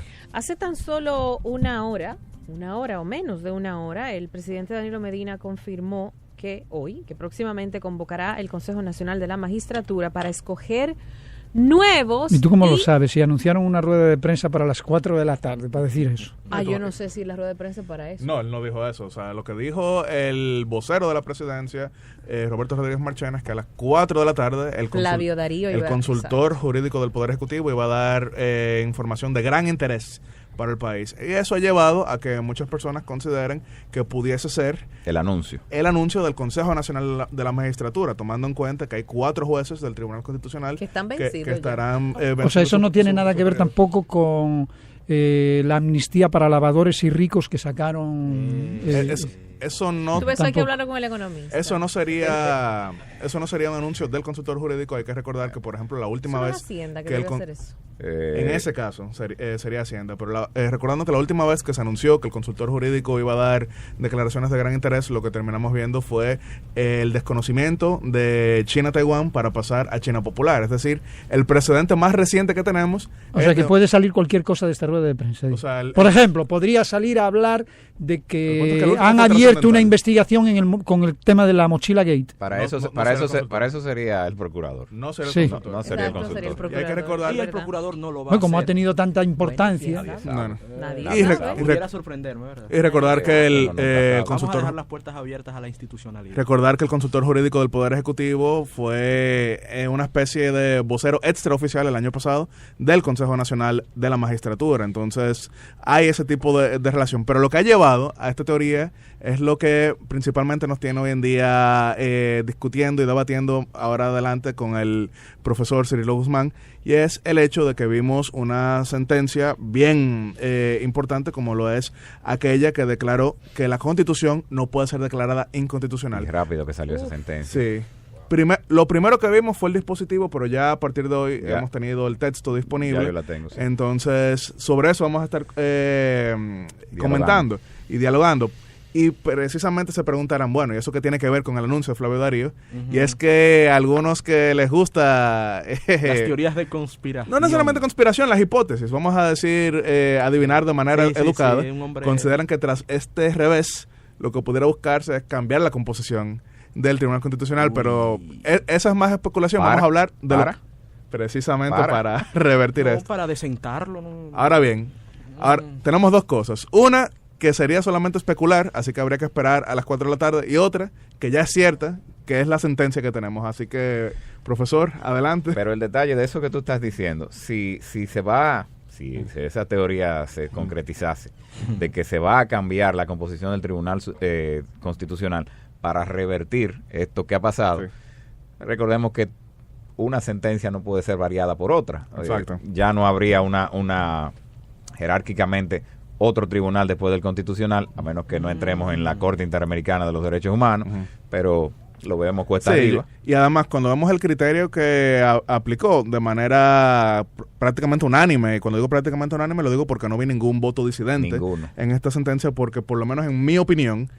hubiese hecho falta un ejercicio de malabarismo constitucional olímpico para uno justificar el declarar la inaplicabilidad de la Constitución. Incluso nuestra querida amiga, la profesora Katia Miguelina, que siempre tiene su voto disidente por una u otra razón de lo que ella entiende, y de aquí la saludamos, ni siquiera ella hizo un voto disidente ahí. Y una pregunta, profesor, desde mi ignorancia economicística, ¿cómo se justifica entonces que muchos juristas, algunos juristas y hasta reputados, estaban como buscándole la vuelta a esto de poder declarar un artículo de la Constitución como inconstitucional? En este caso, la inaplicabilidad. El transitorio. Pero ellos sabían. Es igual que tú siembras una mata de habichuelas. Si siembras una semilla de habichuela, tú sabes que no va a dar una mata de plátano. Evidentemente que no. Ellos lo sabían desde el principio. O sea, fue un tira a pegar. No estaría tan seguro. Fue un tira a pegar. Eso fue un tira a pegar, una situación en la que si te aventuraste porque tú fuiste a ver qué pasaba. Déjame ver si tumbo esa ave que está ahí con esta piedrecita, sabiendo que tu alcance no es el brazo de Pedro Martínez. Bueno. Efectivamente, y bueno, lo que hemos visto en esta sentencia y que yo suscribo es que O sea, estamos de acuerdo. Yo estoy de acuerdo con la sentencia. Yo estoy de acuerdo con la sentencia. Sí, pero yo también. quizá para que buena parte de la audiencia entienda que fue lo que estableció el Tribunal Constitucional, que a mí me parece lo lógico. Ni siquiera es algo que deje muy abierta la especulación, pero lo que establece es que, tomando en cuenta que la Constitución de manera explícita dice cuáles son los mecanismos para reformarla, entonces sería usurpar el poder constitucional. Que no está dentro del Tribunal Constitucional, porque la misma Constitución ni siquiera los faculta a tal situación. Sí. Es una, ¿cómo se llama esto? Una asamblea revisoria. Exacto. Única. Entonces, el Tribunal Constitucional, ni ningún otro poder, porque la Constitución en su artículo 267, creo que, si mal no recuerdo, sí, por ahí, habla de que sería usurpar el poder de la Asamblea, y que de esta manera lo que se buscaba, porque recordaremos que el 26 de enero del año 2010, cuando en la Asamblea Nacional se proclamó esta Constitución, que había terminado en el año 2009, pero fue en el 10 que se proclamó, el presidente Leonel Fernández en su discurso ante todos los ahí presentes, hacía un comentario de cada uno de los artículos y decía que ese en específico lo que tenía en mente era buscar evitar que más adelante, aunque él no fue que advirtió que podía pasar, pero que más adelante se buscase legitimar un golpe de Estado, porque de esta manera no se podía desconocer la Constitución ni desde el Ejecutivo ni desde ningún otro poder. Ninguno de los poderes. Y otra pregunta, también aprovechando la presencia de dos abogados y expertos en estos temas, ¿no puede cambiar de parecer el Tribunal Constitucional? O sea, ya ellos han emitido esta sentencia en donde hasta cuasi lógico suena el tema de que no se puede declarar inconstitucional la propia Constitución. No. Bien entendido y estamos de acuerdo. Aunque hay jurisprudencia terrible en otros países sobre eso. Entre los abogados, líbranos, señor. Y contrario, por cierto, a nosotros los economistas, pero vemos que los abogados tienen como esta tendencia a cambiar de posición en un periodo de tiempo relativamente corto. No son los abogados. No son los abogados. ¿Y quiénes son? Son la clase política. Sí. Bueno, no, sí. Como dicen, no lo politices. Sí. El caso es que la pregunta es la siguiente: ¿no pudiera cambiar el Tribunal Constitucional con otra sentencia? No, mira, jerárquicamente esto fue un recurso de acción directa. El recurso de acción directa va inmediatamente al Tribunal Constitucional. Okay. Luego que el Tribunal Constitucional se desapodera con una sentencia, como en este caso, ya jerárquicamente no hay otro tribunal por encima que pueda variar esta situación con una apelación, lo podríamos decir así, con una casación. No existe. Entonces, si el Tribunal Constitucional se conformase de otros actores, como hablábamos al principio, ellos no pueden variar esta sentencia como tal. Puede haber otros recursos de otra persona y puede haber otra consideración, pero la sentencia esta como tal no. Sí puede cambiar su parecer de una u otra manera y deben hacerlo de manera justificada. Algo que en estos países latinoamericanos no dudaríamos. Como dice Yacel aquí, hay jurisprudencias terribles que lo dije, líbranos, señor, que aquí Exacto. venga una jurisprudencia y que tal jurisprudencia de tal país y la adoptemos porque sería catastrófico. ¿Y cuál otro ejemplo? Y ahí sí me gustaría, porque escuché a Yatzel hablando de esto hace unos días, sobre la sentencia en Bolivia. Sí. ¿Qué fue lo que sucedió en Bolivia? Que pasó 2 veces. Que le estaban asumiendo aquí algunos abogados. No, incluso expresidentes a quienes respeto mucho de la Suprema Corte de Justicia citaron eso como jurisprudencia. Ay, sí. Yo creo que, si bien es jurisprudencia, yo creo que para mí fueron más imposiciones políticas que otra cosa. Pero bueno, lo que pasó en Bolivia fue en 2 periodos, porque recordaremos que el presidente Evo Morales proclamó una nueva constitución en el año 2009, luego de haber sido electo en el año 2006. En ese momento se estableció la reelección presidencial única en Bolivia, pero para aprobar dicha constitución, él, como gesto hacia la oposición, ya que él no tenía los votos de manera absoluta para lograrlo, puso un transitorio que decía que su primer periodo contaba y que entonces él ya no podía presentarse en el año 2014. Okay. Sí se presentó en el 2009, pero no podía en el 14. Pero, ¿qué pasa en el 13 a finales? Que van al Constitucional y este establece que como se refundó la República en el año 2009, él había sido electo presidente de otro país que ya no existe en el año 2006 y que efectivamente no se le podía aplicar algo sobre otro país y que por eso entonces él podía reelegirse en el año 2014. Eso fue lo primero. O sea, declaró inválido el transitorio. Declaró inválido el transitorio porque él había sido presidente de otro país y no podía contarse eso. Y lo modificó de facto, se podría decir. Efectivamente. Y él juró sobre una constitución que impedía su reelección, que ha pasado en otros países, pero entonces Evo Morales va más adelante. Y recordaremos que en el año 2016 convoca a un referéndum para reformar la Constitución, porque él decía que era un gran demócrata y que él quería que fuese el pueblo que dijera si él podía ir a otro periodo o no. Y recordaremos que en ese momento el jefe de misión de observación electoral de la OEA fue el presidente Leonel Fernández, que tuve el honor de acompañarlo como integrante de esa misión, no porque fuéramos juntos, sino porque yo también estaba en la OEA. No tiene nada de malo que tú admitas tu admiración por el presidente Leonel Fernández. Solamente aclarando que no fue que... Se mostró. Se le ve la admiración. No, Leonel no tiene mi voto. Y como un hombre que ama el conocimiento, se justifica la admiración. Pero bueno, ahí tuve la oportunidad de compartir con él en un momento. El referéndum dio como resultado que el 51% consideró que Evo Morales no debía modificar la Constitución para presentarse hacia un nuevo periodo, a pesar de él tener 64% de popularidad. Es decir, una parte de su electorado entendía, bueno, Evo, ya está bueno, tú fuiste muy productivo, pero ya no. Entonces, él concurre al Tribunal Constitucional. Y otra vez. Sí, y ahora dice que tomando en cuenta la Convención Americana de Derechos Humanos, que habla del derecho a elegir y ser elegible. ¿Hasta dónde? Sí, ¿hasta dónde? Entonces decía que ese derecho no tiene límite. Y que entonces ya no podía impedírsele, que tiene que ser de manera indefinida la reelección. Entonces ahí tenemos dos... Y mira, que tú dices que no tiene límite, y pudiera ser porque tú estarías coartando un derecho, pero... Un defensor y creyente en el 2 periodos y no más, siempre se pregunta, ¿para qué más? O sea, sí, ya tú tuviste 2 periodos productivos y el país te lo agradece. Sí, él lleva 3. ¿Dónde están los demás líderes? Tú no creaste más líderes, no hay más nadie, o sea, solo tú. O sea, te dieron la visión general a ti para todo. Sí. No hay más. Ahora, porque en esa, y esto ya llega y trastoca el tema de lo moral, porque yo me voy a lo institucional. O sea, si... como por ejemplo el doctor Joaquín Balaguer, que contaba con una constitución que le permitía reelegirse indefinidamente. Yo no juzgo a Joaquín Balaguer en el ámbito institucional, la constitución se lo permitía. Ahora, lo que hay que juzgar es aquellos que, encontrando una constitución que se lo impide, la cambian por beneficio personal. Ahora, si ya tú encontraste un estado de cosas que te permite aspirar, no lo veo como algo ni incoherente en términos doctrinal, ni tampoco como un pecado moral cuando la población te termina votando en las urnas. Y fíjate particularmente así lo veo yo, y estoy de acuerdo con el modelo estadounidense de 2 periodos y nada más. Y no solamente estoy de acuerdo, fíjate que los expresidentes norteamericanos incluso tienen una participación muy pasiva en los siguientes gobiernos. Le preguntan, ¿qué usted...?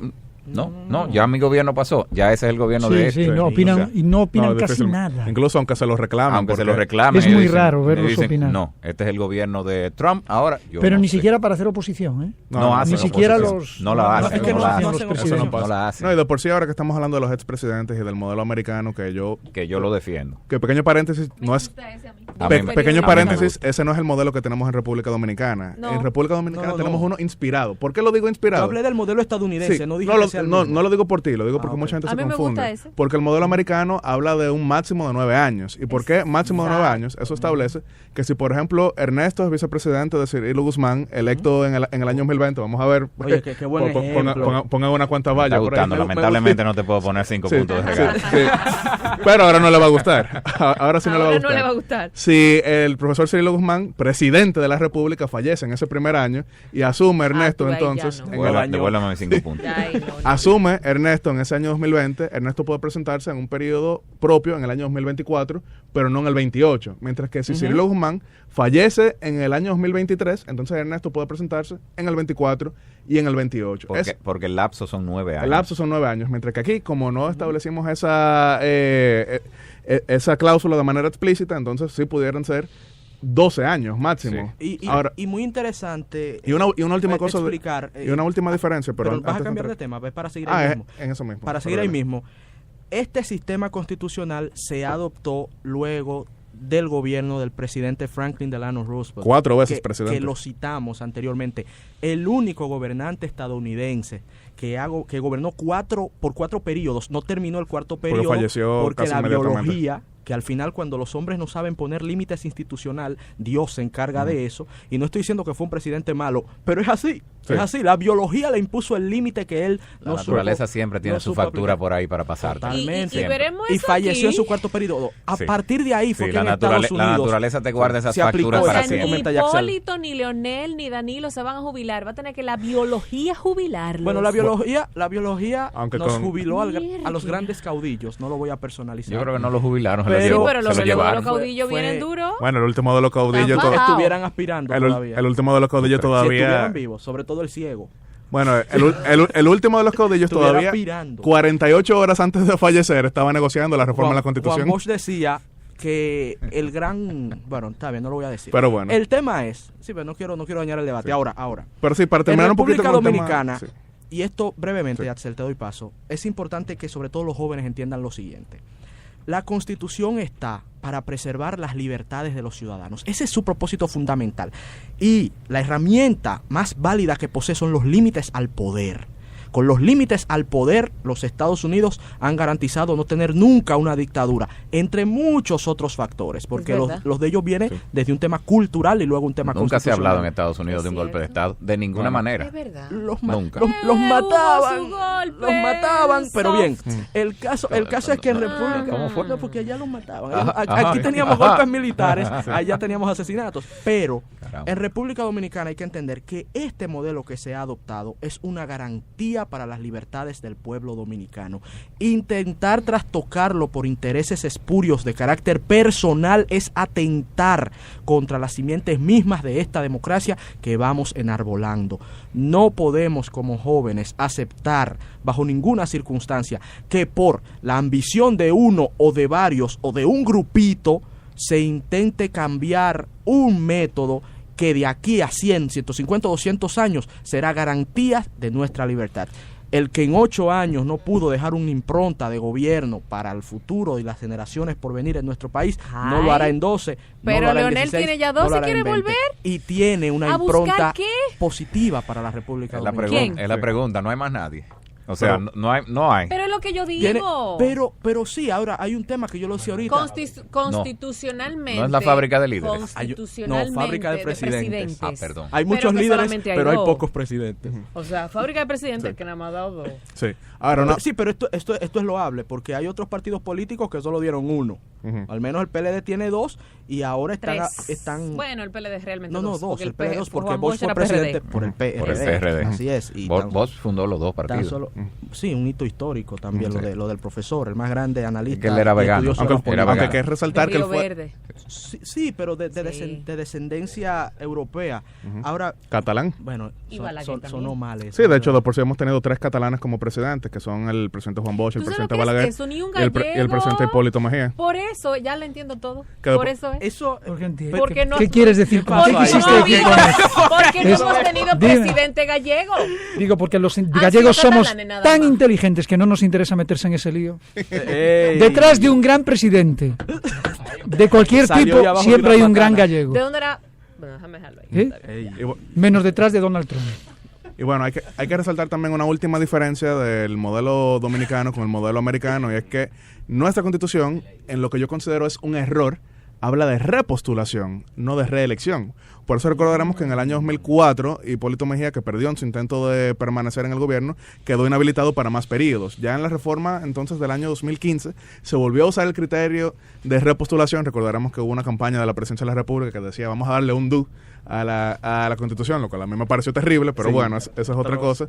Pero yo creo que es un error hablar de repostulación, porque eso para mí sí es violatorio de derechos. O sea, estamos penalizando el intentar. El intento de aspiración. ¿Uno cree que sería confundible fácilmente por cualquiera? Sí. Repostulación y reelección. Es que según lo que se ha aplicado en la República Dominicana, la repostulación es sencillamente presentarse como candidato, y que entonces por eso, si un presidente intenta y pierde, ya no pueda más nunca. Y por eso ¿Sí? pasó. Pero vuelve otra vez. Quiere otra vez. Cambiaron la Constitución. Hay quienes entenderían, y con eso quiero... 2 veces, mirad. Quiero plantearle la pregunta al profesor Guzmán, cuando hablamos de que según el criterio y el principio de la igualdad, tomando en cuenta que la norma solo es efectiva mientras está vigente, no pudiéramos asumir que también Hipólito Mejía y Leonel Fernández estarían inhabilitados con esta constitución? ¿O se refundó la República en el año 2010? Muy buena pregunta. Piénselo bien, profesor. Y en eso tengo que acordarme de algo que dijo aquí el distinguido economista Ernesto. El detalle es que ya hasta semánticamente, cada vez que se cambia la Constitución, uno tiene que equivocarse y uno dice en los tribunales cuando está postulando. La Constitución del 2010, perdón, la del 2015. Sí. ¡Qué barbaridad! Y entonces ahora vamos a decir otra vez, ¡qué barbaridad! Suponiendo que ahora tengamos que decir, no, la Constitución del 2018, o sea, sería como trastocar una situación. ¿Cuántas modificaciones ha tenido la Constitución norteamericana, por ejemplo? Ha tenido enmiendas, que algunos confunden enmiendas con reforma constitucional, porque, por ejemplo, sigue siendo el mismo documento. El mismo documento, que invariable, que les ha dado a ellos los mejores resultados, como tú decías. Sí. Nunca se ha hablado de una falta de institucionalidad en Estados Unidos. Que el gobierno, una que otra cosa, alguien habla, pero nunca ha habido una falta de institucionalidad. Creo que tiene 17 enmiendas. Así es. Y bueno, de por sí, ahora que estamos hablando, hemos estado hablando del Poder Judicial en República Dominicana. Algo que quiero tratar incluso a nivel internacional es que en Estados Unidos ahora mismo inició antes de ayer el debate sobre lo que sería la elección de un nuevo juez de la Suprema Corte de Justicia, que es Brett Kavanaugh. Y de por sí yo quiero hacer ahora un pequeño aporte. Propuesto por Trump. Sí, propuesto por Trump, que sería su segundo juez. ¿Y eso qué tiene de importancia en Estados Unidos? Y para marcar un poquito la diferencia con República Dominicana, que tras la reforma del año 1994 se estableció el Consejo Nacional de la Magistratura. Pero en Estados Unidos todavía es el presidente que propone a los jueces y el Senado que aprueba o rechaza a los jueces. Lo más reciente que sucedió previo a Donald Trump fue que Barack Obama intentó nominar a Merrick Garland, pero tomando en cuenta que él estaba en minoría, no llegó siquiera a discutirse. Entonces, esto es un tema de mucha competencia en Estados Unidos, porque ya siempre se busca que un sector ideológico tenga supremacía sobre otro. Y son 9 jueces, quien tiene 5 generalmente puede garantizar que su visión ideológica se va a prolongar durante varios años. Entonces, este sería el juez 5 para Trump. Pero ¿qué pasa? Estados Unidos tiene elecciones en noviembre. Y hay quienes creen que Donald Trump pudiese perder la mayoría en el Senado. Sí. Entonces, si bien los demócratas no podrían nominar una nueva persona como candidato, podrían impulsar que sea alguien más cercano a sus ideas. Y aprovecho este tema para tratar algo, y me disculpen muy brevemente, para tratar algo que yo creo que debería ser más de conocimiento popular en la República Dominicana. Nuestro país tiene una relación histórica con un expresidente de la Suprema Corte de Justicia de los Estados Unidos, Charles Evans Hughes, que fue miembro de la Suprema Corte de Justicia en el año 1910 hasta 1916. En ese año renuncia a la Suprema para asumir como candidato presidencial del Partido Republicano.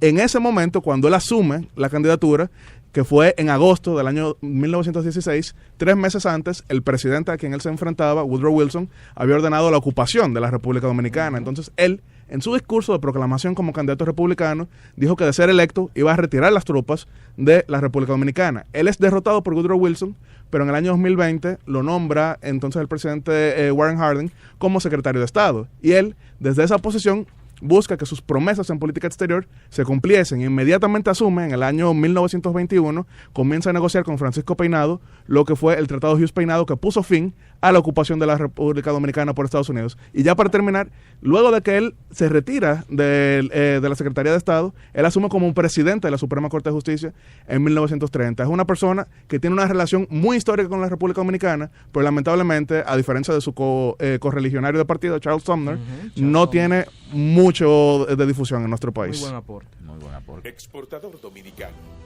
La demanda mundial de bienes y servicios aumenta día tras día, abriendo nuevas oportunidades de negocios alrededor del mundo. Para aprovecharlas, debes prepararte para responder a las exigencias del mercado internacional. Bandex trabaja para apoyarte con financiamientos oportunos y accesibles, así como productos y servicios que aseguran y garantizan el éxito de tus exportaciones. Contáctanos ahora. En el año del fomento a las exportaciones, Bandex te acompaña. Bandex, Banco Nacional de las Exportaciones. ¿Le daría usted un voto de confianza a esta organización que empieza a renovar ¡Fuego! su liderazgo político? Nada, no preguntes tanto y opina tú. Ay, pero no te pongas así, cármate. A mí me parece muy bien que haya gente nueva. Claro, el PRM, si va a ser un PRM... ¿Pero tú crees que eso lo va a cambiar? ¡Por poquito! No sé si lo va a cambiar, pero le va a dar un aire de frescura que tanto le hace falta al sistema partidario de este país, porque añejo está, que es una cosa que huele a rancio todo. ¡Dale, aplica! ¡Un super suplex! ¡La acción está el rojo vivo! ¿Y el PLD pa' cuándo? ¿Y el PLD pa' cuándo? No es posible, no hay más gente en el país. Esto no tiene nombre. Enseguida volvemos con Esto no tiene nombre.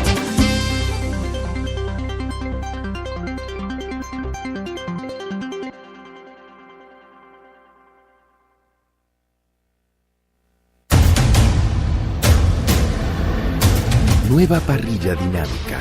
Sistema de mejora de visión para cualquier clima. Faroles LED en la parte delantera y trasera. Sistema de apertura de manos libres. Explorer 2018. Grupo Viamar. Todos conectados. Con el internet más rápido para jugar en línea todo el día. Con mis películas y series, una detrás de la otra. Todos conectados.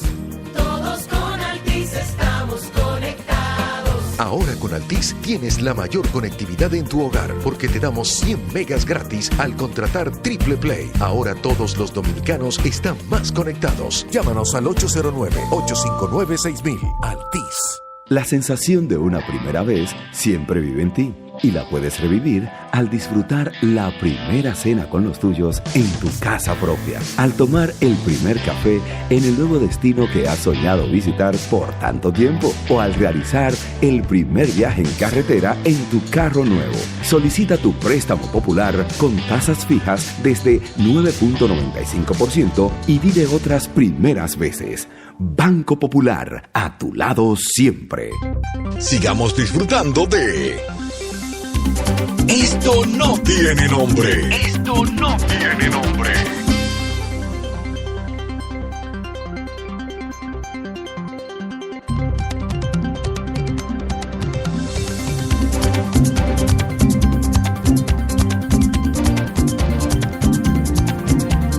Hablemos ahora de música y de cine, ambas artes, formas de arte en conjunto, y para esto recibimos a Elaine Lizardo, una joven dominicana egresada de Berklee College of Music que se ha especializado en film scoring. Ella escribe, crea música para cine, es un campo en el que muy pocas mujeres incursionan, un 2% aproximadamente, y a partir de ese porcentaje el de latinas es aún más reducido. Elaine participó en el proyecto, dirigió el proyecto musical Valencia Film Orchestra en el 2016 en Valencia y recientemente fue parte del equipo que creó la música de la película Pie Pequeño, que se estrenará próximamente en nuestro país. Desde su graduación, que fue en diciembre del año pasado, ha participado en 2 de las casas creadoras de músicas para películas y recibió la oferta de incorporarse al equipo de una de ellas. Vamos a recibir y a hablar con Elaine Lizardo sobre sus proyectos y sus orígenes. Bienvenida a Esto no tiene nombre, Elaine. Hola, ¿qué tal? Aplausos para Elaine, señores. Para mí es un honor estar aquí presente con ustedes. Elaine, ¿te acabas de graduar prácticamente? Sí. Y un ritmo de trabajo como que yo diría que bastante bien. Sí, la verdad que... O sea, no empezaste con el pie pequeño, no, empezaste con el pie grande. Buen pie. Sí, eso sí está muy buena. Sí, yo, me gradué en diciembre del año pasado y cuando uno estudia en Estados Unidos de grado, le dan un año para trabajar legalmente como para ejercer y practicar lo que uno aprendió en la carrera universitaria allá.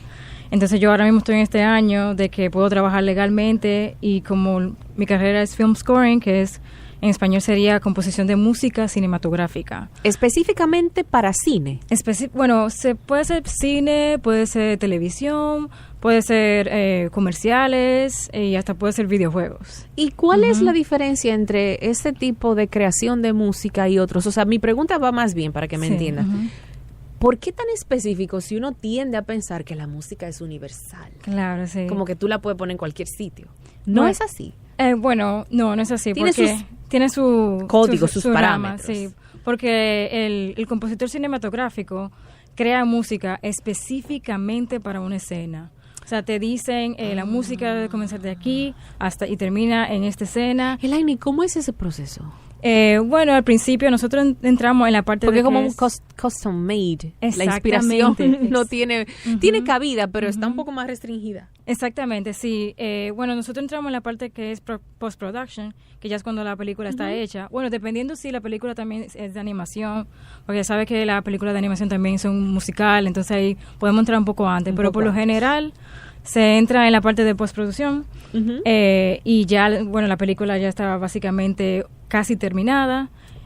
Son muy pocos los cambios porque como hacemos la música específicamente para la imagen, tenemos que coordinar los movimientos de las manos, a veces los movimientos, que el cambio de escena. Con sonidos. Con sonido, con música. Entonces, que no tiene nada que ver con sonido incidental. De hecho, sí tiene que ver con ¿Sí sonido. tiene que ver? De hecho, sí. Okay. Exactamente, es música incidental. Okay. Es música específicamente para apoyar la dramática, la historia que está pasando en la película. ¿Y dónde queda la musa?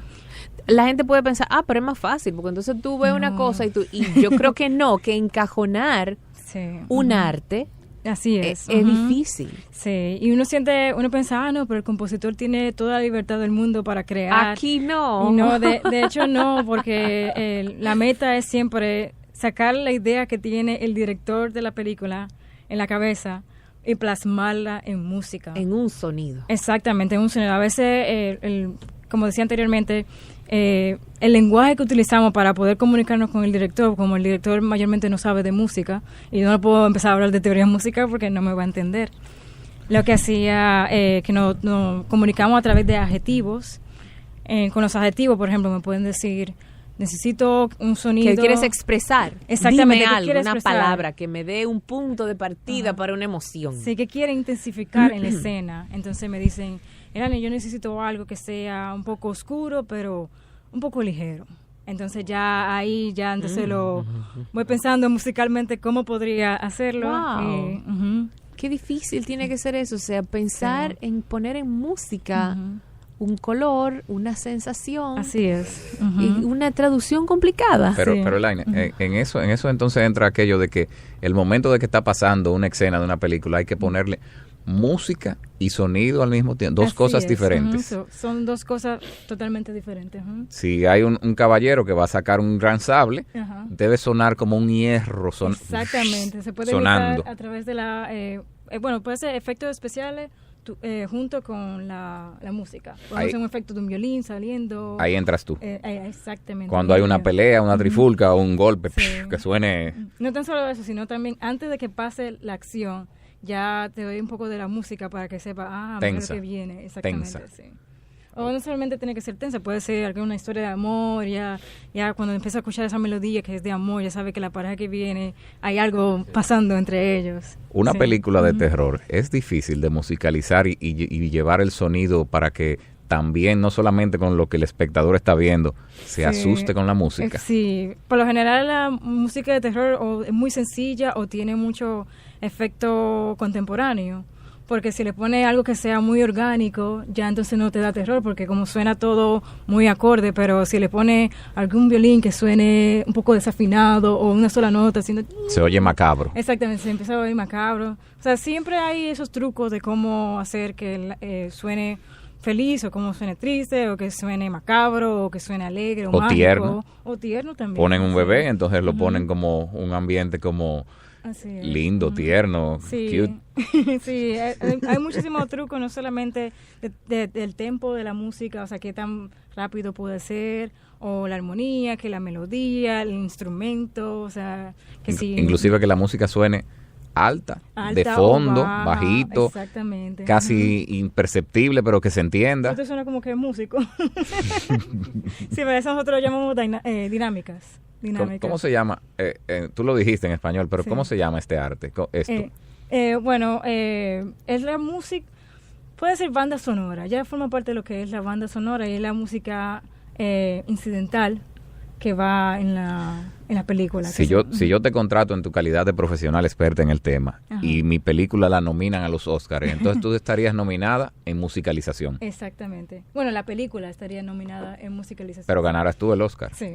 Dentro de ese equipo ese, exactamente. Le Pero toca el un equipo pedacito, entero. aunque sea los piecitos del Oscar, le tocan a ella porque Sí. se repartiría entre todo el equipo. Usualmente, ¿cuánta gente suele trabajar en este tipo de trabajos, Elaine? Por lo general, sí, el equipo en el que yo estuve trabajando ahora en Santa Mónica, somos un equipo de 5 personas. Y bueno, la cabeza estuvo a mano del compositor Heitor Pereira, que es el compositor que ha hecho Despicable Me, Los qué Minions y todo eso. O sea que Wow. es pura animación. Y para mí fue un honor ver cómo se trabaja la vida real. O sea, yo recientemente me gradué. ¿Y cómo llegaste tú ahí? Bueno, cuando yo llegué a Los Ángeles el 1 de febrero, yo no tenía absolutamente nada, y, o sea, no tenía empleo, no tenía ni siquiera una pasantía ni nada. ¿Pero tenías por lo menos buenas notas? Bueno, eso ayudó un poco. Sí. Sí. Y no tan solo buenas notas, las relaciones. También, todo. pero Sí. yo pienso que en sociedades como Estados Unidos, independientemente de que, claro, las relaciones son una cuestión humana, Sí, es cierto. pero en las sociedades como Estados Unidos una relación es importante si viene sostenida de una buena certificación y un buen desempeño. Eso sí, porque ¿verdad? si no es como que, ay, tan linda, pero bye. Pero ese día, Sí. el 1 de febrero, sí tú tenías una idea de qué tú querías. Sí, eso sí, yo siempre tuve claro que lo que quiero. Claro, siempre está el temor de que estoy en Los Ángeles y es donde está la industria del cine y donde todos los grandes están y yo que me acabo de graduar no tengo experiencia. Y bueno, menos de 24 horas que llegué a la ciudad, me propusieron una pasantía, Sí. una entrevista y en la noche me llamaron y me dijeron, tú eres la pasante. Entonces comencé con una pasantía en los 2 primeros meses y ya luego cuando iba a terminar mi pasantía me dijeron, te queremos en la compañía, si te quieres quedar. Y ahí entonces estábamos trabajando en una película de Pie Pequeño. Y bueno, mi cargo al principio fue como ingeniera de tecnología y ya luego me fui estudio manager. ¿Te piensas establecer en el país o en Estados Unidos? Yo quiero tener como un poco de los dos. Sí, realmente todavía no he tenido ninguna experiencia con algún proyecto dominicano. De hecho, estoy planeando un proyecto con algunos dominicanos ahora de hacer lo que llamamos sample library, porque los compositores de hoy en día trabajamos con sonidos ya persistentes, porque creamos la maqueta que le podemos enseñar a los directores, mira, así es que va a sonar antes de grabarlo con una orquesta. Yo siempre pongo el ejemplo de como... Porque yo antes estudié arquitectura. O sea, tu carrera base es arquitecta.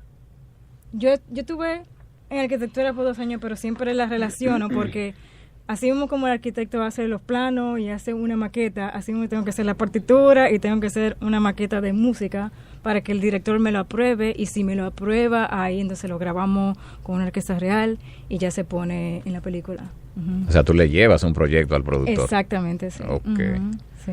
Qué bueno. ¿Dónde tú tienes alguna página web o algún Instagram donde poco a poco vas a ir subiendo tus trabajos para que la gente conozca un poco más de ti? Bueno, me pueden encontrar con @Elaine Lizardo en Instagram y Facebook, y próximamente en mi página web elainelizardo.com. Muy bien, Elaine, qué placer tenerte y conocerte. Estamos conversando con Elaine Lizardo, una joven dominicana recién egresada de Berklee College of Music y que se ha especializado en film scoring, que como ella explicaba es música para películas, para comerciales, hasta para videojuegos. Sí. Y ella crea música para cine, que es un campo donde muy pocas mujeres incursionan. ¿Por qué hay tan pocas mujeres?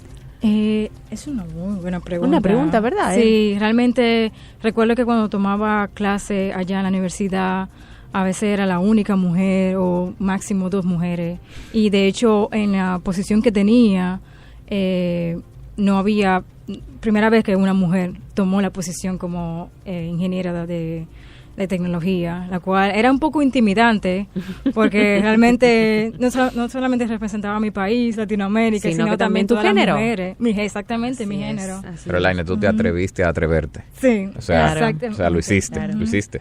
Sí, así es. Ya lo saben, @Elaine Lizardo en Instagram, aquí estoy mirándola, y desearle que su futuro sea muy, muy, muy brillante porque el talento está ahí, tan corto tiempo de graduación y su trabajo así lo valida. ¿Cuándo se estrena Pie Pequeño? Se estrena el 28 de septiembre. El 28 de septiembre se estrena en todos los cines, así es que una razón más para ir a ver esa película, y es que hay una dominicana que ha sido parte del equipo que desarrolló la música de esta película.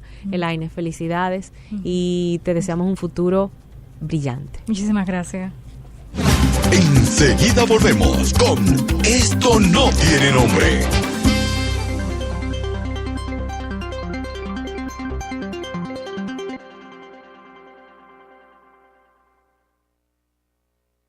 ¿Qué harías si te ganas $1,000,000 de pesos? $1,000,000 de pesos. Banreservas premia tus ahorros todas las semanas y te hace millonario. Por cada 500 pesos o su equivalente en dólares que incrementes en el balance promedio de tu cuenta de ahorros Banreservas, generas un boleto electrónico para ganar premios de 100,000 pesos semanales y un premio final de $1,000,000 de pesos. Banreservas, el banco de los dominicanos. Quiero escucharlos. ¿Alguien quiere comenzar? Mira, yo tengo 3 muchachos en primaria, 2 en bachillerato y 1 en universidad. ¿Qué hago? Que los números no me dan. Después de comprar los escolares, no va a dar ni para la merienda. Tranquilos, que durante todo el mes de agosto, al comprar los escolares en Jumbo, te devolvemos el 20% de tu compra escolar para utilizarlo en septiembre en todo lo que quieras. Jumbo, lo máximo.